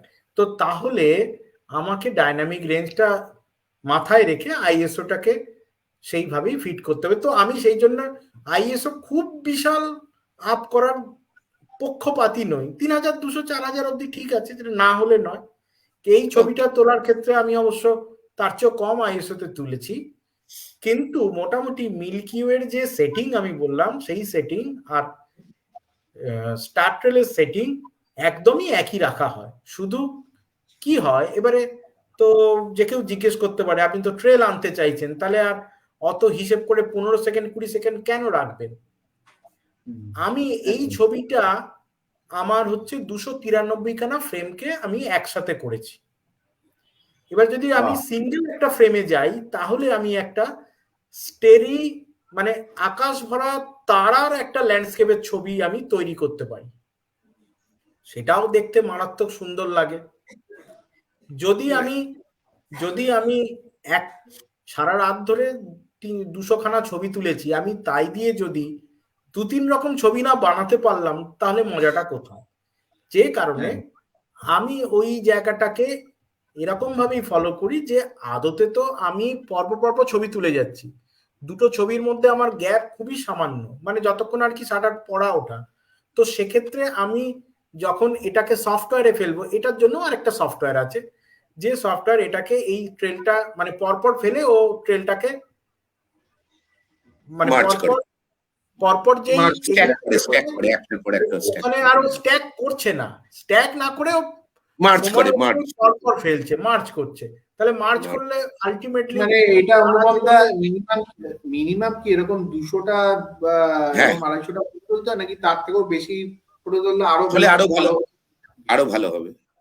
না, এবারে কথা হচ্ছে যে একটা রাতে শুরু থেকে শেষ অবধি কত ফ্রেম নেওয়া সম্ভব সেটার উপর ডিপেন্ড করে। কেননা আমি ধরা যাক 20 সেকেন্ড করে যদি ছবি তুলি, আমি মনে করলাম সারা রাত তুলবো, তাহলে আমি সন্ধ্যে 7টা থেকে শুরু করলাম আর সকাল ধরা যাক 5টা অবধি নেব, তাহলে আমার হাতে সময় রয়েছে ওই 10 ঘন্টা। এই 10 ঘন্টায় আমি কত ছবি নিতে পারি? 20 সেকেন্ড করে নিলে আমার 1 মিনিটে 3টে ছবি আসবে। 1 মিনিটে 3টের চেয়ে একটু কম আসবে। কেন না, প্রত্যেকটা 20 সেকেন্ডের মাঝেও একটা 0.5 সেকেন্ড থেকে 1 সেকেন্ডের গ্যাপ থাকবে। একটা গ্যাপ তো থাকবেই। সেটা যে কোনো ক্যামেরার একটা ইন্টারোভেলোমিটার হয়, সেই ইন্টারোভেলোমিটার অনুপম বাবু আমি অনেকক্ষণ ছিলাম না, তার একটাই কারণ হচ্ছে আমার কাছে গোটা 20টা প্রশ্ন এসছে আমার মেল বক্সে। তার রাহুল প্রশ্ন করেছে ক্যালিফোর্নিয়া থেকে, যেটা আপনি ইমিডিয়েটলি বললেন যে should we use a intervalometer for astrophotography. এটা ফার্স্ট কোয়েশ্চেন। আমার কাছে কিন্তু 20টা প্রশ্ন আছে। This is the first question. তো এক্ষুনি আমরা আলোচনা করতে করতে ইন্টারোভেলোমিটারের কথায় চলে এসেছি। এই যে আমরা মিল্কি ওয়ের ক্ষেত্রে আমরা বলছিলাম যে আমরা পরপর 14টা শট নেব, সেটা নেব কিভাবে? সেটা নেব আমাদের ক্যামেরার মধ্যেই একটা ইনবিল্ট ইন্টারোভেলোমিটার থাকে, সেখানে গিয়ে জাস্ট বলে দিলেই কিন্তু যে আমি 14টা নেব বলে দিলেই সে কিন্তু পরপর তুলে নেবে। যদি কারোর ক্যামেরায় সেটা না থাকে তাহলে এক্সটার্নাল ইন্টারোভেলোমিটার কিনতে পাওয়া যায়, সে জাস্ট লাগিয়ে নিলে সেখানেও সেটা বলে দিলে সেটাও একই কাজ করবে। এই যে আমি এখন স্ক্রিনে যে ছবিটা দেখাচ্ছি, এটা তো আলটিমেটলি আমি দাঁড়িয়ে ক্যামেরার শাটার টিপিনি, কেননা এখানে 200টা 300টা ছবি তোলা হয়েছে। তো স্বভাবতই এটা আমার ক্যামেরার ইনবিল্ট ইন্টারোভেলোমিটার দিয়েই আমি প্রোগ্রামিং করে ছেড়ে দিয়েছি। কি প্রোগ্রামিং? 20 সেকেন্ড করে শাটার ওপেন থাকবে, তারপরে যেটা মিনিমাম গ্যাপ 1 সেকেন্ড, তারপরে আবার 20 সেকেন্ড, মানে 20 সেকেন্ড করে 300টা ছবি তোলো, ক্যামেরাকে বলে দিয়েছি মিনিমাম গ্যাপ দিয়ে। তো ইন্টারোভেলোমিটার দিয়েই আমরা তুলি, ইন্টারোভেলোমিটারে ইউজ তো অবশ্যই আছে। তো এবার আমি যেটা বলছিলাম যে স্টার ট্রেলের ক্ষেত্রে সেই একই ব্যাপার, যে আমি একই সেটিংস রেখেই তুলি। অনেকে তোলে না, অনেকে একদম 30 সেকেন্ডে চলে যায়, আরো বেশি সেকেন্ড দিয়ে তোলে যদি কারো ক্যামেরায় থাকে বা ইন্টারভ্যালোমিটারে থাকে, সেক্ষেত্রে সেই ছবিটা দিয়ে আর অন্য কোনো ছবি করা সম্ভব নয়। আমি তুলি এভাবে যাতে আমি সেটা দিয়ে অন্য আরেক ধরনের ফ্রেম করতে পারি। এবার স্টার ট্রেলের ক্ষেত্রে আমরা যে সফটওয়্যারটা ইউজ করি সেটা হচ্ছে স্টার স্ট্যাক্স। সে এই 300টা ছবি 200টা ছবিকে নিয়ে এই জিনিসটা বানিয়ে দেয়। এইটা বানিয়ে দেওয়ার পরে এরপরে আমার প্রসেসিং এর কাজকর্ম শুরু হয়, যেটা দিয়ে আমি আমার ছবিটাকে আরো সুন্দর করি। কিন্তু তার ট্রেলটাকে বানানোর জন্য ওই সফটওয়্যারটা আছে, কষ্ট করে শুধু 100 200 বা 300 যা ছবি তোলা সম্ভব সেটা তুলতে হবে, যতক্ষণ ক্যামেরার ব্যাটারি চলবে বা ক্যামেরা যতক্ষণ চালু রাখা যাবে বা রাত যতক্ষণ থাকবে। আচ্ছা, এর পরের ধাপে একটা ছোট্ট জিনিস আমার এর মধ্যে বলে দেওয়া ভালো, সেটা হচ্ছে এই যে আমি বললাম মিল্কি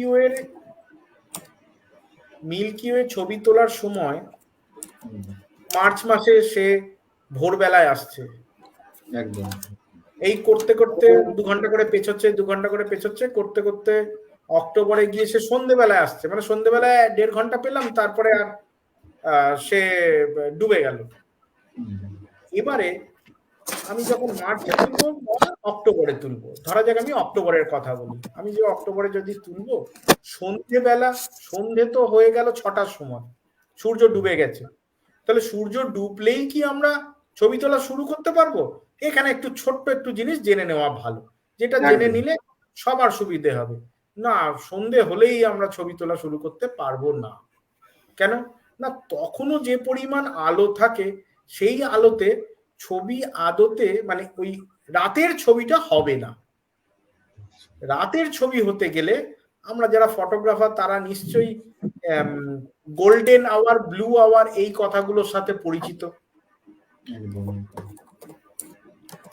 মানে আশা করছি।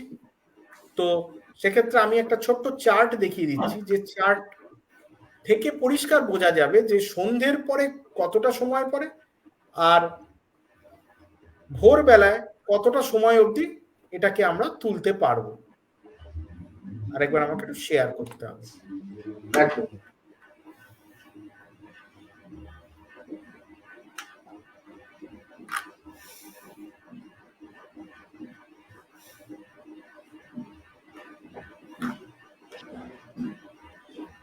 এখানে এটা হাতে আঁকা একটা ছবি, সেটা হচ্ছে মাঝে যে 0 ডিগ্রি লেখা আছে, মানে এটা হচ্ছে আমার দিগন্ত রেখা, হরাইজন। এই হরাইজনের 6 ডিগ্রি এই যে সময়টা, এই যে 6 ডিগ্রির মধ্যে থাকা যে দাগটা টেনেছি আমি, এই সময়টার মধ্যে গোল্ডেন আওয়ার হয়।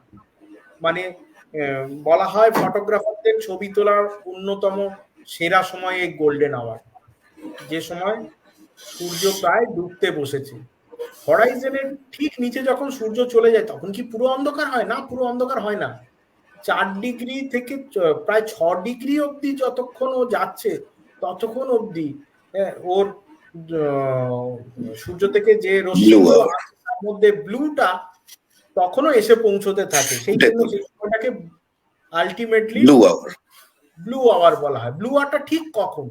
মানে এই গোল্ডেন আওয়ার হচ্ছে এই 6 ডিগ্রি প্লাস এই 4 ডিগ্রি, মানে 4 ডিগ্রি অবধিও সূর্যের আলো, that means almost 16 minutes, 15 to 16 minutes. সূর্যের আলো অনেক ক্ষেত্রেই বায়ুমণ্ডলে ধাক্কা ধাক্কি খেয়ে আসতে থাকে, মানে সূর্য নিচে নেমে গেছে তাও অনেক ক্ষেত্রে আমরা সূর্যের আলোটা পাই, কিন্তু 4 ডিগ্রির তলায় এলে সূর্যের আলো আর আসে না, তখন ওই ব্লু আলোটা হালকা আসে।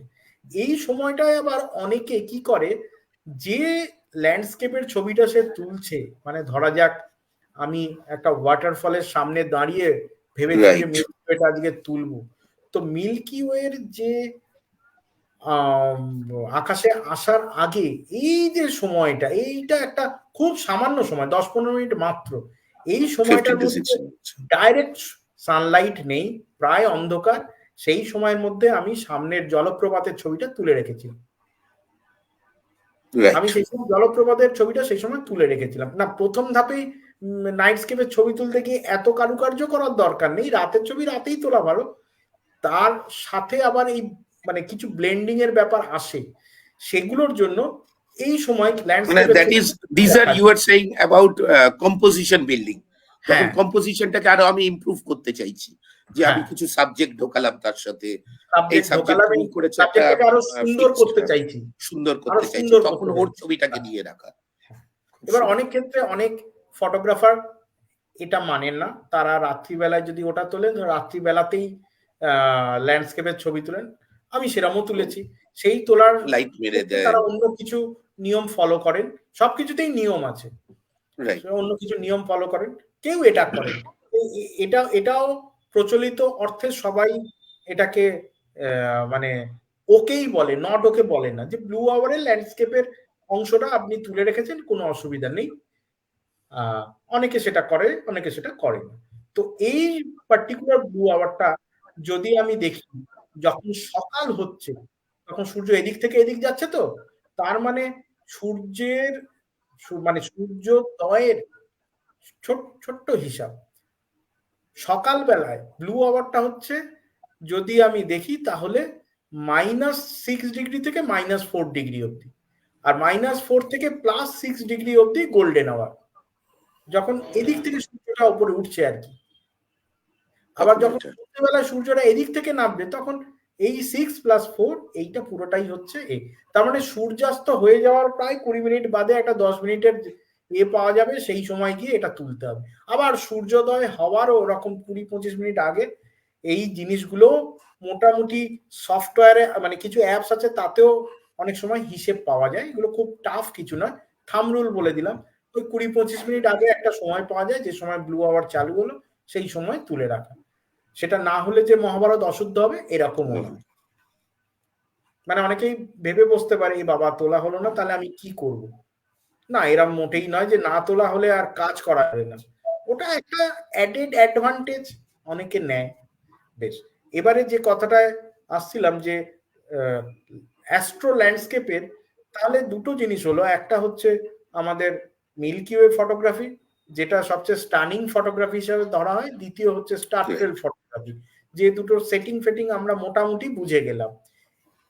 এরপরে ফিল্ডে গিয়ে যখন আমি নামলাম, তখন আমাকে প্রথমেই ল্যান্ডস্কেপের জায়গা প্রপারলি দেখে নিতে হলো, গিয়ে সেই জায়গায় আমি একটা ফ্রেম মোটামুটি বুঝে ঠিক করে নিলাম। প্রচুর অ্যাপ এসে গেছে যেগুলো দেখে একটা জায়গা, আমার মতো অভিজ্ঞ লোক হলে সে জায়গার সাথে অ্যাপ মিলিয়ে না দেখেও বুঝতে পারবে যে আদতে আমি কোন জায়গা থেকে কিভাবে পাবো। দক্ষিণ পূর্ব থেকে দক্ষিণ পশ্চিম এই জায়গার মধ্যেই আমরা পাবো, সময়টাও কোন সময় পাবো সেটাও আমরা অ্যাপ থেকেও পাবো, আমি একটা আইডিয়াও দিয়ে দিয়েছি। এরপরে কথাটা আসছে যে যদি আমরা এই সমস্ত বিষয়গুলোই ঠিকঠাক করে করলাম, তারপরে আমরা এতে যখন ফিল্ডের মধ্যে আমরা রয়েছি, তখন অবশ্যই আমরা ফোকাসিংটাকে প্রপার দেব। মানে আমার অন্ধকারে ফোকাস করাটা একটা সবচেয়ে বড় ব্যাপার, অর্থাৎ ফোকাস করা নিয়ে কারোর যেন কোনো রকম ভুল চুক না হয়। ফোকাস ঠিকঠাক হলে ছবি ঠিকঠাক উঠবে। ফোকাস ঠিকঠাক হয়ে গেল, এরপরে গিয়ে আমি পুরো বিষয়টা ফ্রেমিংটা ঠিক করে আমি ছবি তুলতে শুরু করলাম।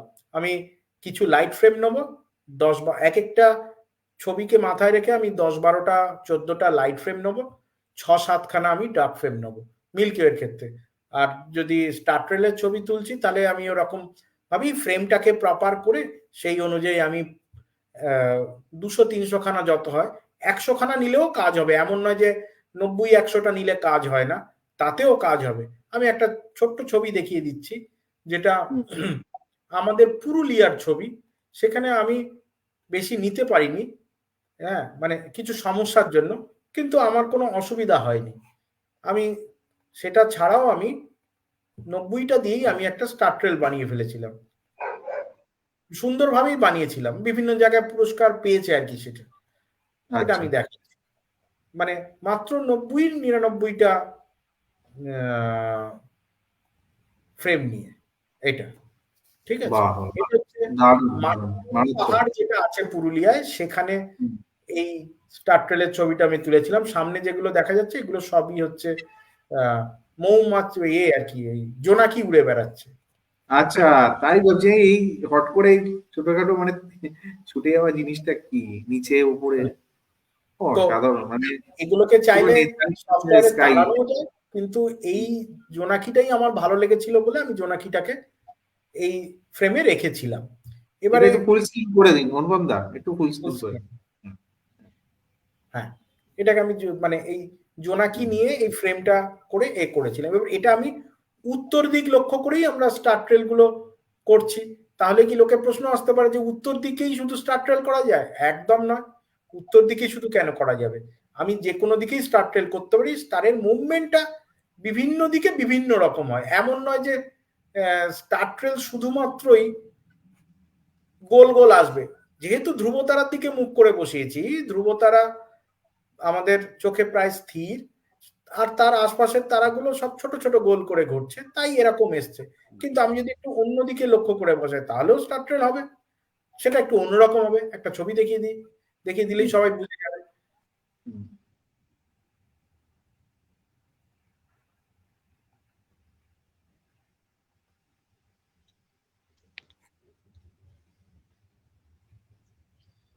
প্রতীকদার কাছে মানে মানে কি কোশ্চেন আসছে প্রতীকদা সেগুলো বলতেই পারো অনুপম দাকে, তাহলে সেগুলো আমরা ছবিগুলো দেখে নি, ছবিটা দেখে নি তারপরে বলছি।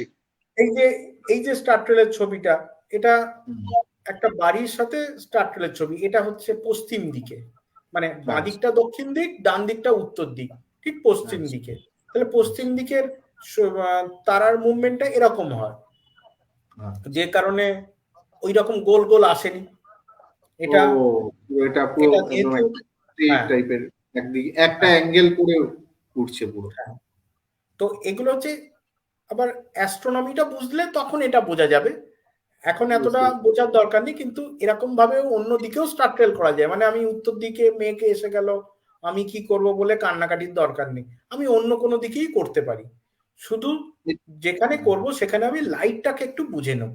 আমি দেখলাম এমন একটা জায়গা থেকে, মজার কথা হচ্ছে স্টার ট্রেল কি করার জন্য শুধুমাত্র অন্ধকার জায়গাতেই যেতে হবে? মিল্কি ওয়ে করতে তো যেতেই হবে। হ্যাঁ, গেলে ভালো হয়, কিন্তু এমন নয় যে আপনি কলকাতা থেকেও স্টার ট্রেল করতে পারবেন। এত কটা তার আসবে না, 2 4টে 5টা 6টা 10টা তারা আসবে। কলকাতা থেকেও লোকে স্টার ট্রেল করতে পারে, যে কোনো জায়গা থেকেই করতে পারে, সেখানে তারার পরিমাণটা কমে যাবে। লাইটের অবস্থা তো সেরকম নয়, এখানে কি সত্যি সেটা করা সম্ভব? একদম সম্ভব। ব্যাপারটা হচ্ছে যেটা বুঝতে হবে যে আমি যদি শহর থেকে করি, এত তারা আমি পাবো না। তখন আমি হয়তো 10টা তারা দেখতে পেয়েছি, সেই 10টা তারা নিয়েই একটা ট্রেল হতে পারে, সেটা বুঝে নিয়ে আমি একটা কম্পোজিশন করতেই পারি। আমি বাড়ি বসে প্র্যাকটিস করতে চাইছি। বুঝতে পেরেছি, সেই হিসাব। তো আমি যতক্ষণ না পুরুলিয়া যাচ্ছি, যতক্ষণ না স্পিতি যাচ্ছি, আমি কিচ্ছু করব না। আমি করব, আমি যখনই একটু প্র্যাকটিস মোডে আসতে চাইলাম, আমি ঘরের ছাদ থেকে এটা দেখে নিয়ে করে নিতেই পারি। হ্যাঁ, এরকম আমার কিছু বন্ধু বান্ধব আছে যারা প্র্যাকটিস করার জন্য থেকেও করে, বাড়ির ছাদ থেকেও মাঝে মাঝে স্টার্টেল ভার্টেল তুলে ফেলে জন্য তো নিশ্চয়ই এটা একটা করা যেতেই পারে। মানে আমি এইটা কোন জায়গায় তুলেছিলেন অনুপম দা? এই ছবিটা কোথায় ছিল? এই ছবিটা যেটা দেখলাম, যেটা দেখালাম ওটা হচ্ছে আমি থেকে তুলেছি। সান্দাকফু যাওয়ার পথে টংলু বলে একটা জায়গা হয়, সেখান থেকে। হ্যাঁ, ফেমাস জায়গা। হ্যাঁ, আমি একজনের একটা ছবি ফেসবুক থেকে জাস্ট দেখাচ্ছি যে সে বাড়ির ছাদ থেকেই প্র্যাকটিস করে তুলে ফেলেছে। মানে লোকে যেন এরকম না ভেবে বসে যে আমার কোনো কাজ নেই যতক্ষণ না আমি যাচ্ছি। অবশ্যই কাজ আছে। আমি কি বাড়ির ছাদ থেকে পাখির ছবি তুলতে পারি না? যদি আশপাশে 2 4টে পাখি বসে, আমরা তো এটা রোজই করি প্রায়। এই যে ছবিটা, আচ্ছা, এই ছবিটা, এই যে কটা দাগ দেখা যাচ্ছে, এটা হচ্ছে এই কটাই তারা ছিল, কলকাতার বুক থেকেই তোলা। সেই তারাগুলোকে কাজে লাগিয়ে ও একটা ফ্রেম করেছে। বাহ, আমার মনে হয় সবাই এই বাড়ির ছাদ থেকেই আগে শুরু করুক। Those who are interested, those who are expert, they can go anywhere. But যারা এটা থেকে প্রথম শিখতে চাইছে বা এই লাইনে ঢুকতে চাইছে অ্যাস্ট্রো ফটোগ্রাফির উপরে, তাদের নিজের বাড়ির ছাদ থেকেও অনেক এক্সপেরিমেন্ট করে অনেক কিছু জানা যায়।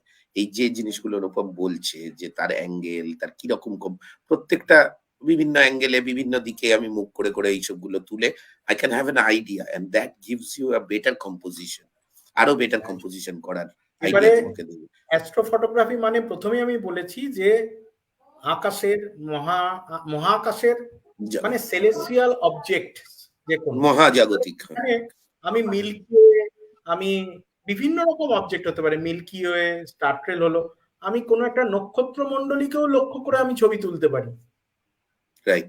এমন নয় যে আমাকে এতেই বসে থাকতে হবে। একটা ছোট্ট উদাহরণ, মানে এর মধ্যে ঢুকলে আলাদা একটা জগৎ, যে ঢুকে পড়বে সে বেরোতে পারবে না, এত রকম তোলার আছে। জাস্ট একটা ছবি দেখাচ্ছি।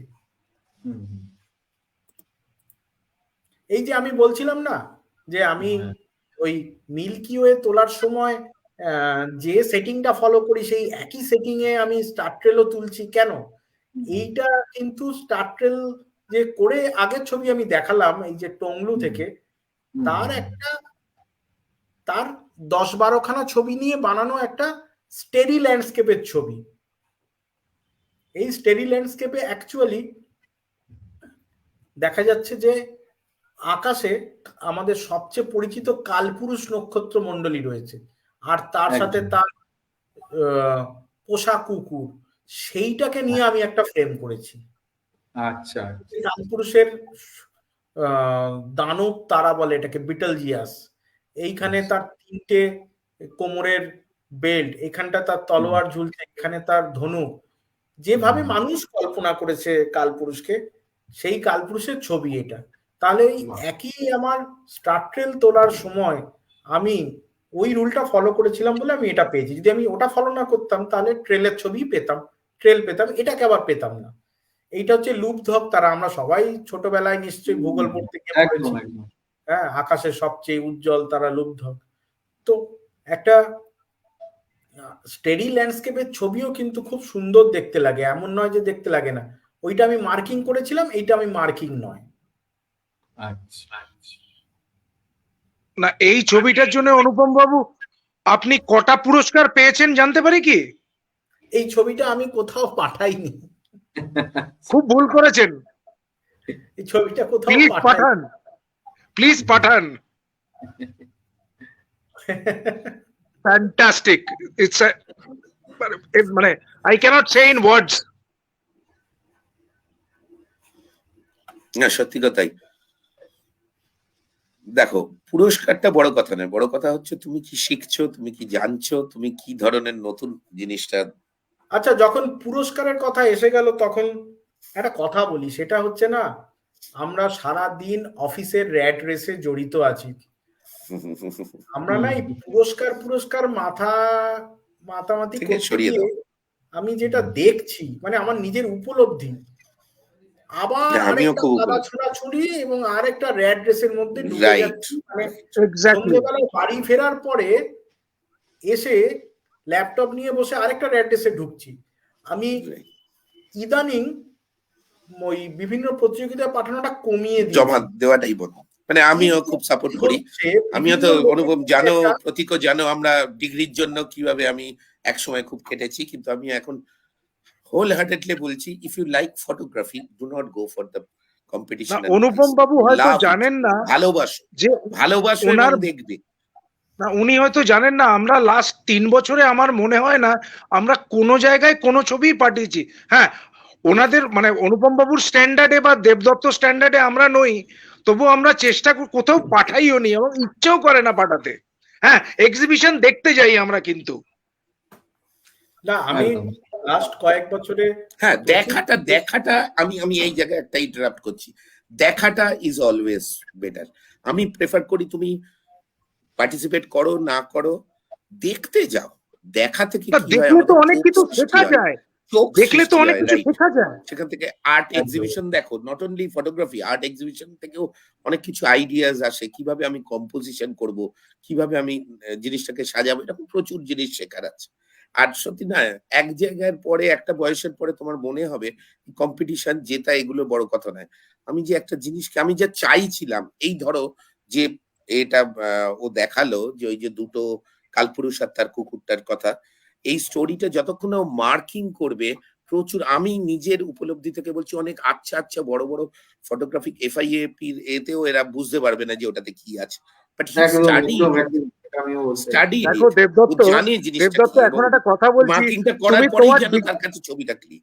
তুমি এখন তোমার ডিগ্রি গুলো সম্বন্ধে বলতে চেও না, ওই ডিগ্রি গুলো এখন কিভাবে হয় আমরা মনে হয় হ্যাঁ, কিছুটা right, জানি, right, that is সেখানে true, we should true, not go in true, সেই that জন্য details. ভালো ফটোগ্রাফার যে সবসময় ডিগ্রির পেছনে ছুটবে, আমি নিজেই একসময় করেছি, আমি মানছি, আমি একদম ছেড়ে দিয়েছি, আমি আর কোনো প্রতিযোগিতায় মানে পার্টিসিপেট করি না, ভালোবাসি তাই ছবি তুলি। তবে এটাই অনুপম হচ্ছে বাবুর কাছে আমার দুটো প্রশ্ন আছে, কারণ তারা একজন পাঠিয়েছে ফিনল্যান্ড Right. থেকে আর একজন পাঠিয়েছে উত্তরাখণ্ড থেকে, ওরা দুজনেই বেরিয়ে যাবে বলে প্রশ্ন দুটো করতে পারি কি? হ্যাঁ হ্যাঁ হ্যাঁ, বলুন Yes, বলুন। yes, yes, yes. একজন লিখেছে যে ফিনল্যান্ড থেকে শর্মিষ্ঠা রায়, সে লিখেছে নর্দার্ন লাইটস কি অ্যাস্ট্রো ফটোগ্রাফির মধ্যে পড়ে না ল্যান্ডস্কেপ ফটোগ্রাফির মধ্যে পড়ে? বেশ, আবার একটু মানে শুরুর কথা আবার বলে দিই, সেটা হচ্ছে যে আকাশে আছে এমন যে কোনো বস্তুই কিন্তু অ্যাস্ট্রোনমি সংক্রান্ত। তো নর্দার্ন লাইটসও আকাশে আছে, যদি মিল্কি ওয়ে আকাশে আছে বা স্পেসে আছে, তো নর্দার্ন লাইটসও আছে, অতএব ওটাও অ্যাস্ট্রো ফটোগ্রাফির মধ্যেই পড়ে। এবার শুধু অ্যাস্ট্রো ফটোগ্রাফি বলতে আমাদের যারা অ্যাস্ট্রোনমির লোক, মানে অ্যাস্ট্রোফিজিক্সের লোক, তারা অ্যাস্ট্রো ফটোগ্রাফি বলতে মানে হার্ডকোর অ্যাস্ট্রো ফটোগ্রাফি, মানে যাকে বলেন শাস্ত্রীয় সঙ্গীতের মতো অ্যাস্ট্রো ফটোগ্রাফি, তারা এক্স্যাক্টলি তারা মহাকাশের যে কোনো বস্তুকেই লক্ষ্য করে ছবি তোলাকে অ্যাস্ট্রো ফটোগ্রাফি বলছেন। ওনারা এই যে ল্যান্ডস্কেপের সাথে মিলিয়ে যখনই আপনি আরেকটা মহাজাগতিক জিনিসকে তুললেন, তখন সেটাকে ওনারা বলেছেন এটাকে অ্যাস্ট্রো ল্যান্ডস্কেপ বলা যেতে পারে। তাহলে অবশ্যই মিল্কি কি বলে আপনার নর্দার্ন লাইট, তার সাথে সামনের বরফ প্রান্তর, তার উপর নর্দার্ন লাইট দেখা যাচ্ছে, তাহলে এটা একটা সুন্দর অ্যাস্ট্রো ল্যান্ডস্কেপ অবশ্যই, অ্যাবসলিউটলি একদম। আর একটা প্রশ্ন করছি, সেটা হচ্ছে যে অ্যাস্ট্রো ফটোগ্রাফিক, আমি ঠিক এই টার্মিনোলজিটা জানি না, এটা অমর বাবুও লিখেছেন এবং এই ছেলেটিও লিখেছে, এটা হচ্ছে যে extra wide lens with Equatorial camera Mount, এটার কি বিশেষভাবে দরকার? I don't know this. আচ্ছা, কথা হচ্ছে যদি আমি অ্যাস্ট্রো ল্যান্ডস্কেপ ফটোগ্রাফির কথা ভাবছি, যেখানে ওয়াইড লেন্সটা ইউজ করব, সেখানে আমি ওই যে 300, 300, 400 রুলস বললাম, সেই রুলসটা প্রপারলি ফলো করলে আমার ওয়াইড লেন্সে স্টারের ট্রেল আসবে না, স্টারের ট্রেল আমার চোখে ধরা পড়বে না, সেক্ষেত্রে আমার ট্র্যাকারের দরকার নেই। কিন্তু আমার কাছে ওয়াইড লেন্স নেই, আমি ওয়াইড লেন্স না থাকার জন্য আমি এরকম সমস্যায় পড়লাম যে আমি খুব বেশিক্ষণ ক্যামেরা খুলে রাখলে, ক্যামেরা নয় মানে হ্যাঁ ক্যামেরা শাটার খুলে রাখলে তাহলে ট্রেল চলে আসছে। আমি একটা উদাহরণ দিয়েছিলাম, 50mm আছে আমার কাছে, এবার 50mm দিয়ে আমি ভাবলাম আমি একটা ল্যান্ডস্কেপ ফটোগ্রাফি করব, অ্যাস্ট্রো ল্যান্ডস্কেপ, এবার আমি কিভাবে করব? সেখানে তো আমার জায়গাটা ন্যারো হয়ে গেছে, ফিল্ড অফ ভিউ ন্যারো হয়ে গেছে। অতএব সেইটার মধ্যে আমি যখন ছবি তুলতে গেলাম, আমি যদি স্টার ট্রেল করি, স্টার ট্রেল তো হবেই, স্টার ট্রেল হওয়া নিয়ে কোনো সমস্যা নেই, ট্রেল হবে। কিন্তু আমি যদি মিল্কির ছবি তুলতে যাই, তখন গিয়ে পড়বো সমস্যা, কেননা 50mm 300-কে 50 দিয়ে ভাগ করলে হয় 6 সেকেন্ড। আমি যদি ভাবলাম না আমি একটু টেনে টুনে 400-কে ভাগ করি, তাও হয় 8 সেকেন্ড, এত অল্প সেকেন্ড যে তাতে আলো ভালো ঢুকছে না। তখন উল্টে আমরা কি করি, আমরা একটা ট্র্যাকার ইউজ করতে পারি। ট্র্যাকার দিয়ে আমরা ওটাকে ঘোরালাম, 20 সেকেন্ড খুলে রাখলাম, একদম এর সাথে সাথে ঘুরলো, তারার সাথে সাথে ঘুরলো, 20 সেকেন্ড ধরে ট্রেল এলো না। কিন্তু ট্র্যাকার ইউজ করাটাও কিন্তু বেশ একটু টাফ কাজ, কেননা ট্র্যাকার কিন্তু বললাম আর বসিয়ে দিলাম, ও ঘুরতে থাকলো সিনক্রোনাইজ ওয়েতে, এরকম হবে না, ওটাকে আগে না নর্থ স্টার মানে ধ্রুব তারার সাথে ওকে আগে মেলাতে হয়, সেখানে একটা সময় চলে যাবে, প্রপারলি না মেলালে ট্রেল এসে যাবে। মানে এই ইট ইজ হচ্ছে টোটালি আ টেকনিক্যালি মানে strong person who knows that সেই করতে পারে। হ্যাঁ, মানে ওই বিষয় যে অভ্যাস করছে, ওকে ওকে ওকে টেকনিক্যালি স্ট্রং মানে ওই বিষয় যে রোজ অভ্যাস করছে, মাঝে মাঝে অভ্যাস করছে, সে পারবে ওটা। ওকে ওকে। হ্যাঁ, আর একটা ছিল, সেটা বলে দিচ্ছি যে অ্যাস্ট্রো ফটোগ্রাফি করতে ফোকাসটা কি সবসময় সেট টু ইনফিনিটি করে রাখতে হবে? মানে না না, এটা ও আমরা অলরেডি একবার বলেছে, it is not the question of infinity, because infinity করার একটা বিরাট প্রবলেম আছে। আমাদের কোনো লেন্সের ইনফিনিটি সিকোয়েন্স ঠিক থাকে না। কোনো কারোর ক্ষেত্রে দেখা Okay. যায় ইনফিনিটিটা অ্যাকচুয়ালি যেখানে শেষ হয় তার একটু আগে, তার একটু পরে। এটা লেন্সের একটা ইউনিভার্সাল ট্রুথ। যেমন সুইট পয়েন্ট থাকে, তেমনি infinity focus point is a tough.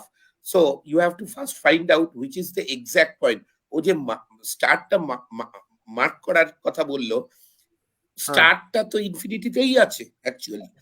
তুমি দেখো, তো you have to watch that your lens কোন জায়গায় গিয়ে ওই স্টার্টটাকে রাইট ফোকাসিং করছে।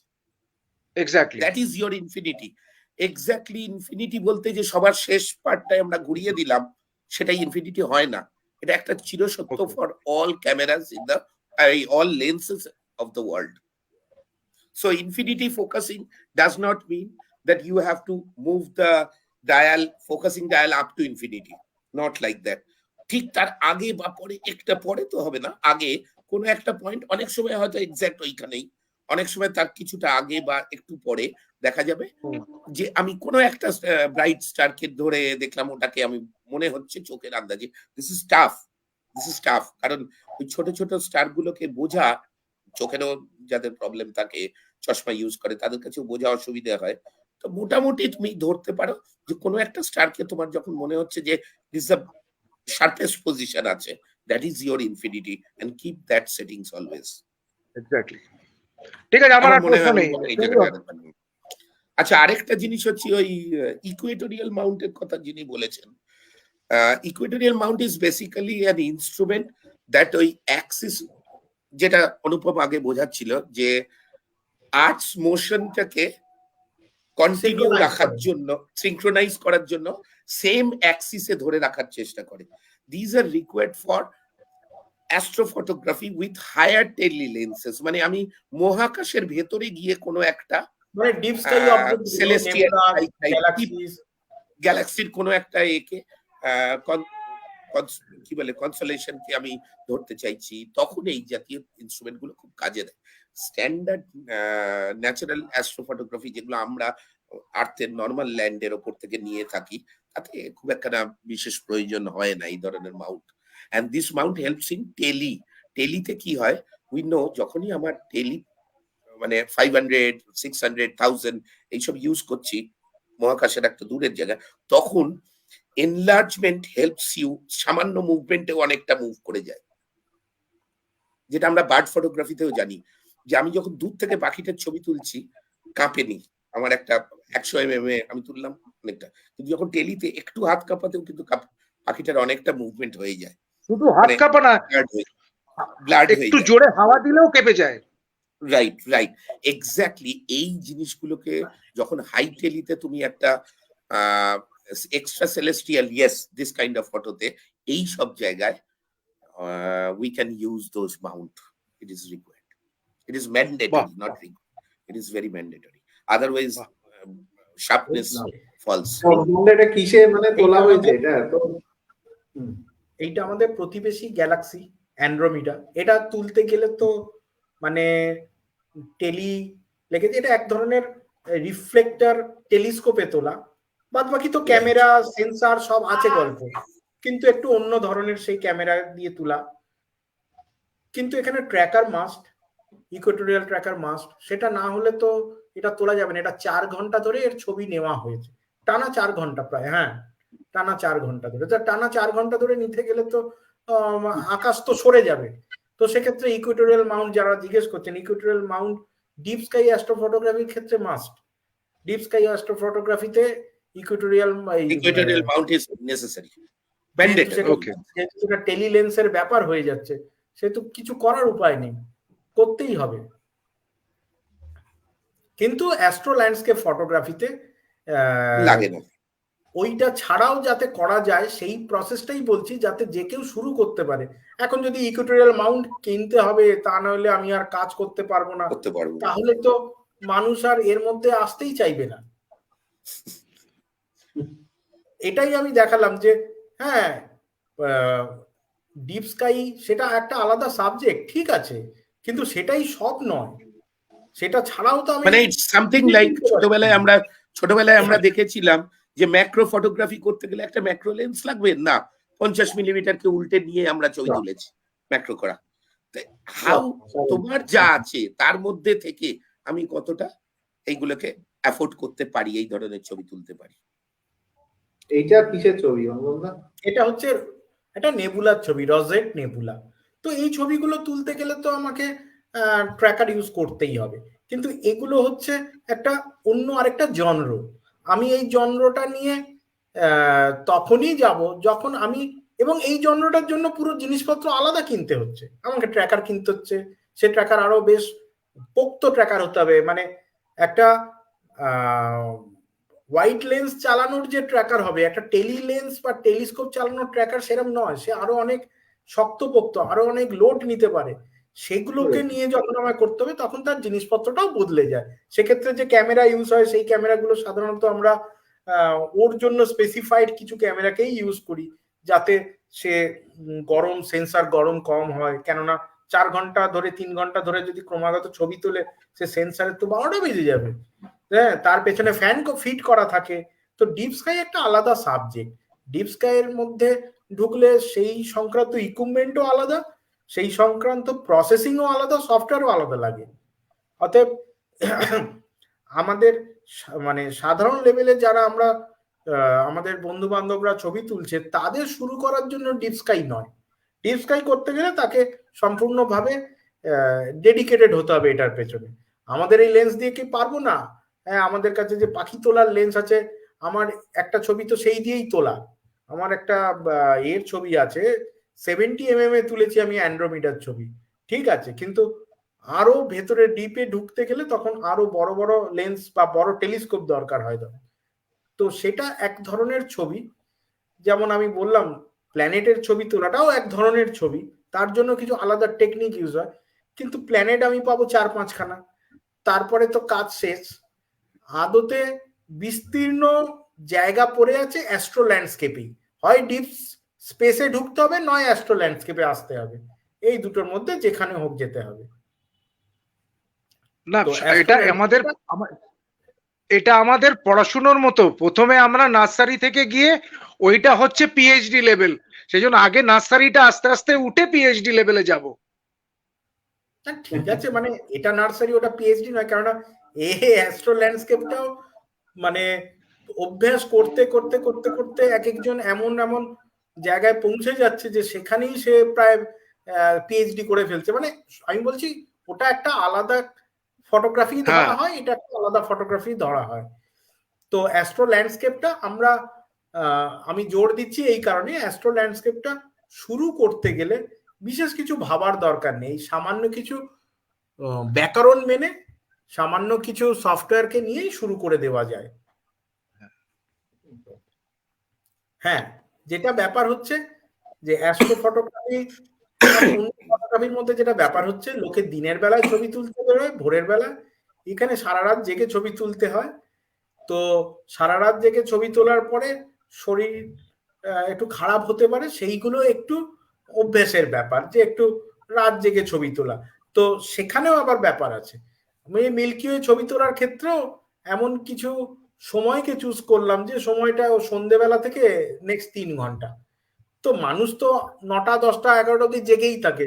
সন্ধ্যে 6টা থেকে পাহাড়ের মাথায় গিয়ে ছবি তোলা শুরু হয়েছে, 10টার মধ্যে তারা শেষ করে দিয়ে ঘুমাতে চলে গেছে। তারাও ভালো ছবি তুলছে, আমি হয়তো সারা রাত তুলছি, কিন্তু সে 3-4 ঘন্টা তুলেই একটা 3-4টে ভালো ফ্রেম পেয়ে গিয়ে ঘুমিয়ে পড়লো।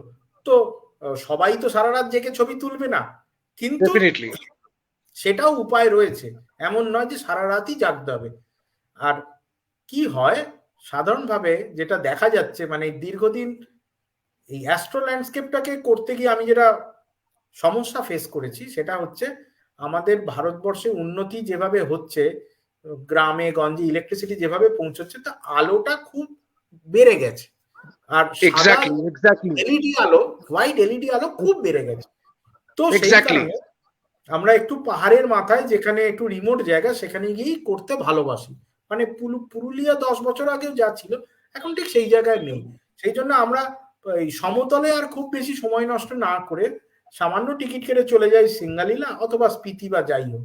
তো সেক্ষেত্রে কি হয়, এক্ষেত্রে একটু দলে গেলে সবার সুবিধে, কেননা একসাথে একটু দূরে যাওয়া, রাতে গিয়ে কাজ করা, সব জিনিসটাই দল থাকলে সুবিধা। একা একা বসে ইটস বোরিং, মানে খুব কম লোক আছে যে একা একা বসে বসে ফটোগ্রাফি করবে রাত্রির বেলা, সারা রাত্রি। মানে সেক্ষেত্রে আপনারা যারা শুরু করবেন তারা যদি একা বোর ফিল করেন, অন্তত দুজনকে জুটিয়ে নিলেন বা একজনকে অন্তত জুটিয়ে নিয়ে দুজনে মিলে চলে গেলেন, তাহলে আর কোনো সমস্যাই নেই।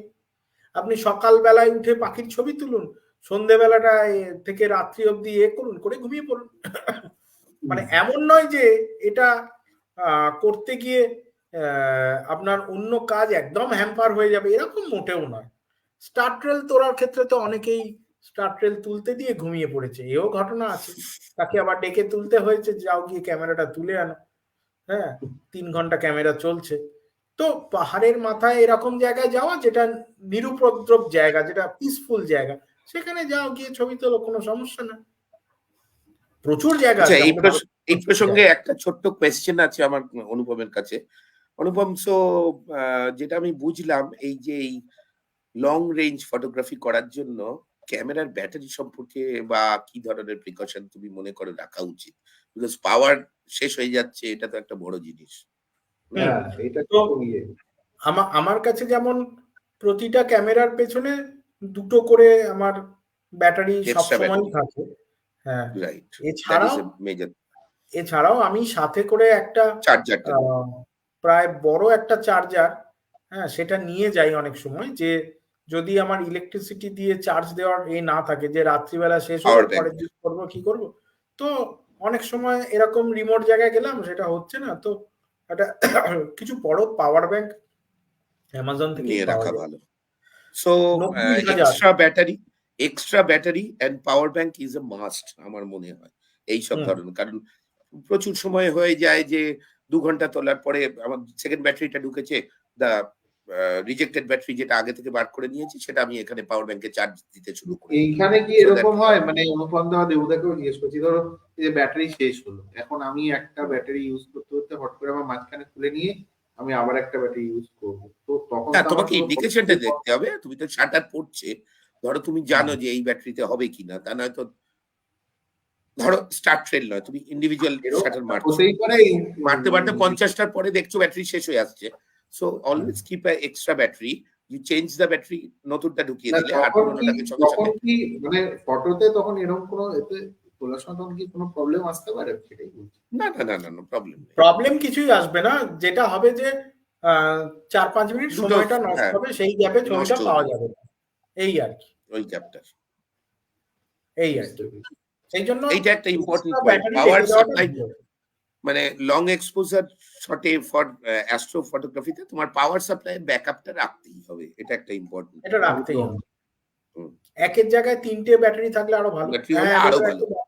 ব্যাপার হচ্ছে একটু ঠান্ডায় গিয়ে অনেক সময় ব্যাটারি তাড়াতাড়ি ডিসচার্জ হয় অনেক সময়।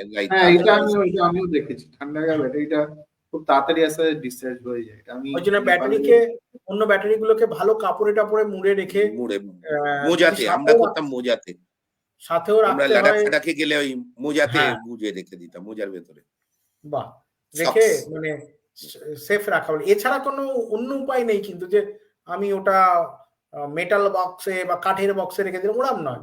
অনেক কাপড় টাপড়ের মধ্যে রাখলেই ও ঠিক থাকবে।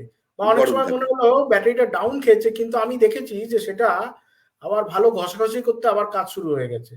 অতএব ঠান্ডায় ওই সমস্যাটা একটু থাকেই। অনুপম দা, এমনি একটা জিনিস জানতে চাইছি, ধরুন আপনার মতে মনে হয় কি, আপনি তো বিভিন্ন জায়গায় ছবি তুলে বেরিয়েছেন বা এই সম্বন্ধে, আপনার কোনটা মনে হয় যে এখন এই মুহূর্তে মানে আমাদের দেশের হোক বা পৃথিবীর মধ্যে এমন কোন জায়গা আছে যেখানে সব থেকে ভালো এই ধরনের ছবি তোলা, মানে সব থেকে বেটার জায়গা? মানে কেউ যদি এরকম চায় যে সব থেকে সুন্দর, বা আমি নিজেও এটা জানি না, এটা নলেজের মধ্যে রাখার জন্য। তো কোন ভারতবর্ষের কয়েকটা লোকেশন আমরা বলতেই পারি, সেটা হচ্ছে খুব লাইট পলিউশন, মানে আমি কিছু পয়েন্টস এখানে দেখবো। এক হচ্ছে লাইট পলিউশনটা যতটা কম হবে সেই রকম লোকেশন, তার সাথে হিউমিডিটিটাও যত কম হবে তত ভালো। যত আকাশ মানে স্কাইতে হিউমিডিটি বেশি থাকবে তত কিন্তু তোমার একটা আকাশের জিনিস দেখতে লাইট রিফ্লেকশন, তো লাইট সেক্ষেত্রে রিফ্লেকশন যত ড্রাই এরিয়া হবে তত ভালো। তাহলে কোন কোন এরিয়া হলো? তাহলে আমাদের ভারতবর্ষের সুবিধা হচ্ছে যে হিমালয়ের একটা পেছন দিকের কিছু ট্রান্স হিমালয়ের Right. পেছনে একটা অংশ আমাদের বিশাল আছে, ওই স্পিতি টিটি থেকে শুরু করে লাদাখ এরিয়া। আমাদের ওই থর মরুভূমি গুজরাটের ডেজার্টের ওই দিকে। কচ্ছ কাছেও এই একই রকম গল্প আছে, যে অঞ্চলটাও শুষ্ক। আমাদের এই পূর্ব ভারতে আমি যেমন প্রচুর করেছি এই সিঙ্গালিরা রেঞ্জ থেকে, যেখানে লাইট পলিউশনটা বেশ কম, যেখানে হাইটটা অনেক বেশি হওয়ার জন্য পূর্ব দিক তো হিউমিড অঞ্চল, কিন্তু ওটা হাইট যদি 10,000 ফিটের উপর উঠেছি তাহলে হিউমিডিটিটা অনেক কমে গেছে, কম থাকে। তো সেই ক্ষেত্রে ওটা সুবিধাজনক হয়েছে, যদিও ওটা হিমালয়ের এপাশে। তো এই অংশগুলো অনেক বেশি সুবিধাজনক। এছাড়াও অনেকেই আমি দেখেছি মানে দু একটা সি বিচ থেকেও ছবি তোলে। এবার সেখানে কি হয়, হিউমিডিটি থাকার জন্য তার প্রসেসিং এ অনেক খাটনি এসে যায়। তা না হলে ড্রাই অঞ্চলগুলো, হিমাচল প্রদেশের ওই স্পিতি ওই সাইড এবং লাদাখ ওই অঞ্চল, এদিকে সিকিমের একটু উপরের দিকে বা সিঙ্গালিলার উপরের দিকে যে অঞ্চলে বৃষ্টিপাত থাকে সেই সময়টাকে বাদ দিয়ে তুমি সান্দাকফু অঞ্চলে এপ্রিলের পরে আর কিছু করতে পারবে না, কেননা মেঘ ঢুকে যাবে। তাহলে এখানে মার্চ মাস অক্টোবর মাসে করতে পারবে। এই সময়গুলো এখানে মোটামুটি ভালোই থাকে। আমি যে ছবিগুলো দেখাচ্ছিলাম তার মধ্যে মানে সান্দাকফুর ছবিও রয়েছে ফেব্রুয়ারি মাসে। বললেন সান্দাকফু ওখানে। আর এমনি ওয়ার্ল্ডের এরকম কোন পজিশন আছে যেখানে সব থেকে আরো বেটার এরকম কিছু দেখা যেতে পারে, এর থেকেও বেটার হতে পারে ছবি তোলার ক্ষেত্রে এইগুলো ধরনের অ্যাস্ট্রোফটোগ্রাফি? এই যে জায়গাগুলো বললাম মানে অ্যাস্ট্রো ল্যান্ডস্কেপের জন্য এই যে জায়গাগুলো বললাম, এইগুলো কিন্তু ভারতবর্ষে সবচেয়ে ভালো ভালো জায়গাই বলে দিলাম, যে জায়গাগুলোকে আমি টার্গেট করে রেখেছি বা গেছি বা যাব। ডিপ স্কাই করার ক্ষেত্রে কিন্তু চাইলে বাড়ির ছাদ থেকেও করা যায়, ফিল্টার লাগিয়ে। নিশ্চয়, ওখানে তো একদম মানে আমাদের এখানে যে লাইট পলিউশন এতটাই বেশি, সেখানে সেক্ষেত্রে অন্য। এমনি অনুপম দা, আপনি যে ধরুন এখন যে ক্যামেরা ইউজ করছেন সেটা কি কি ক্যামেরা ইউজ করছেন যেটাতে?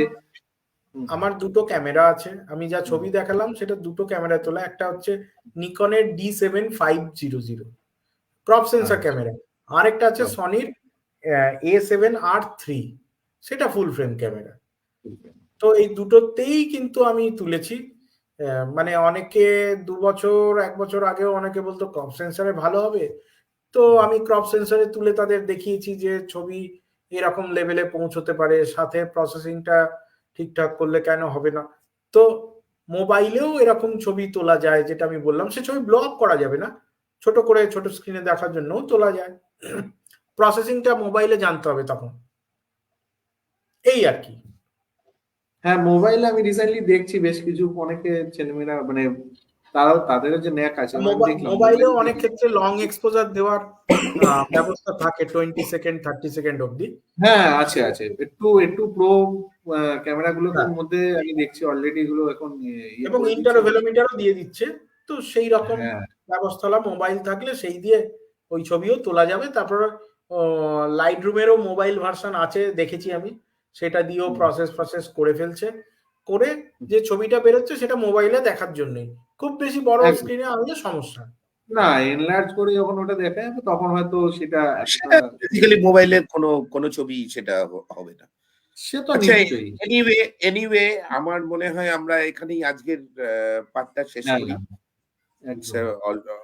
We are running late already.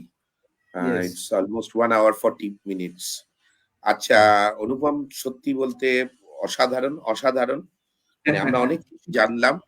আমরা মানে আমরা চেষ্টা করলাম দর্শকদের অনুপমদার সাথে অ্যাকচুয়ালি যে বসেছি এর কোনো যে শেষ হবে না, মানে এটা সীমাহীন ব্যাপারটা। আমি সেটাই বলছি, আরেকটা মানে হচ্ছে মানে যে এটা it's not শুধুমাত্র a one day program.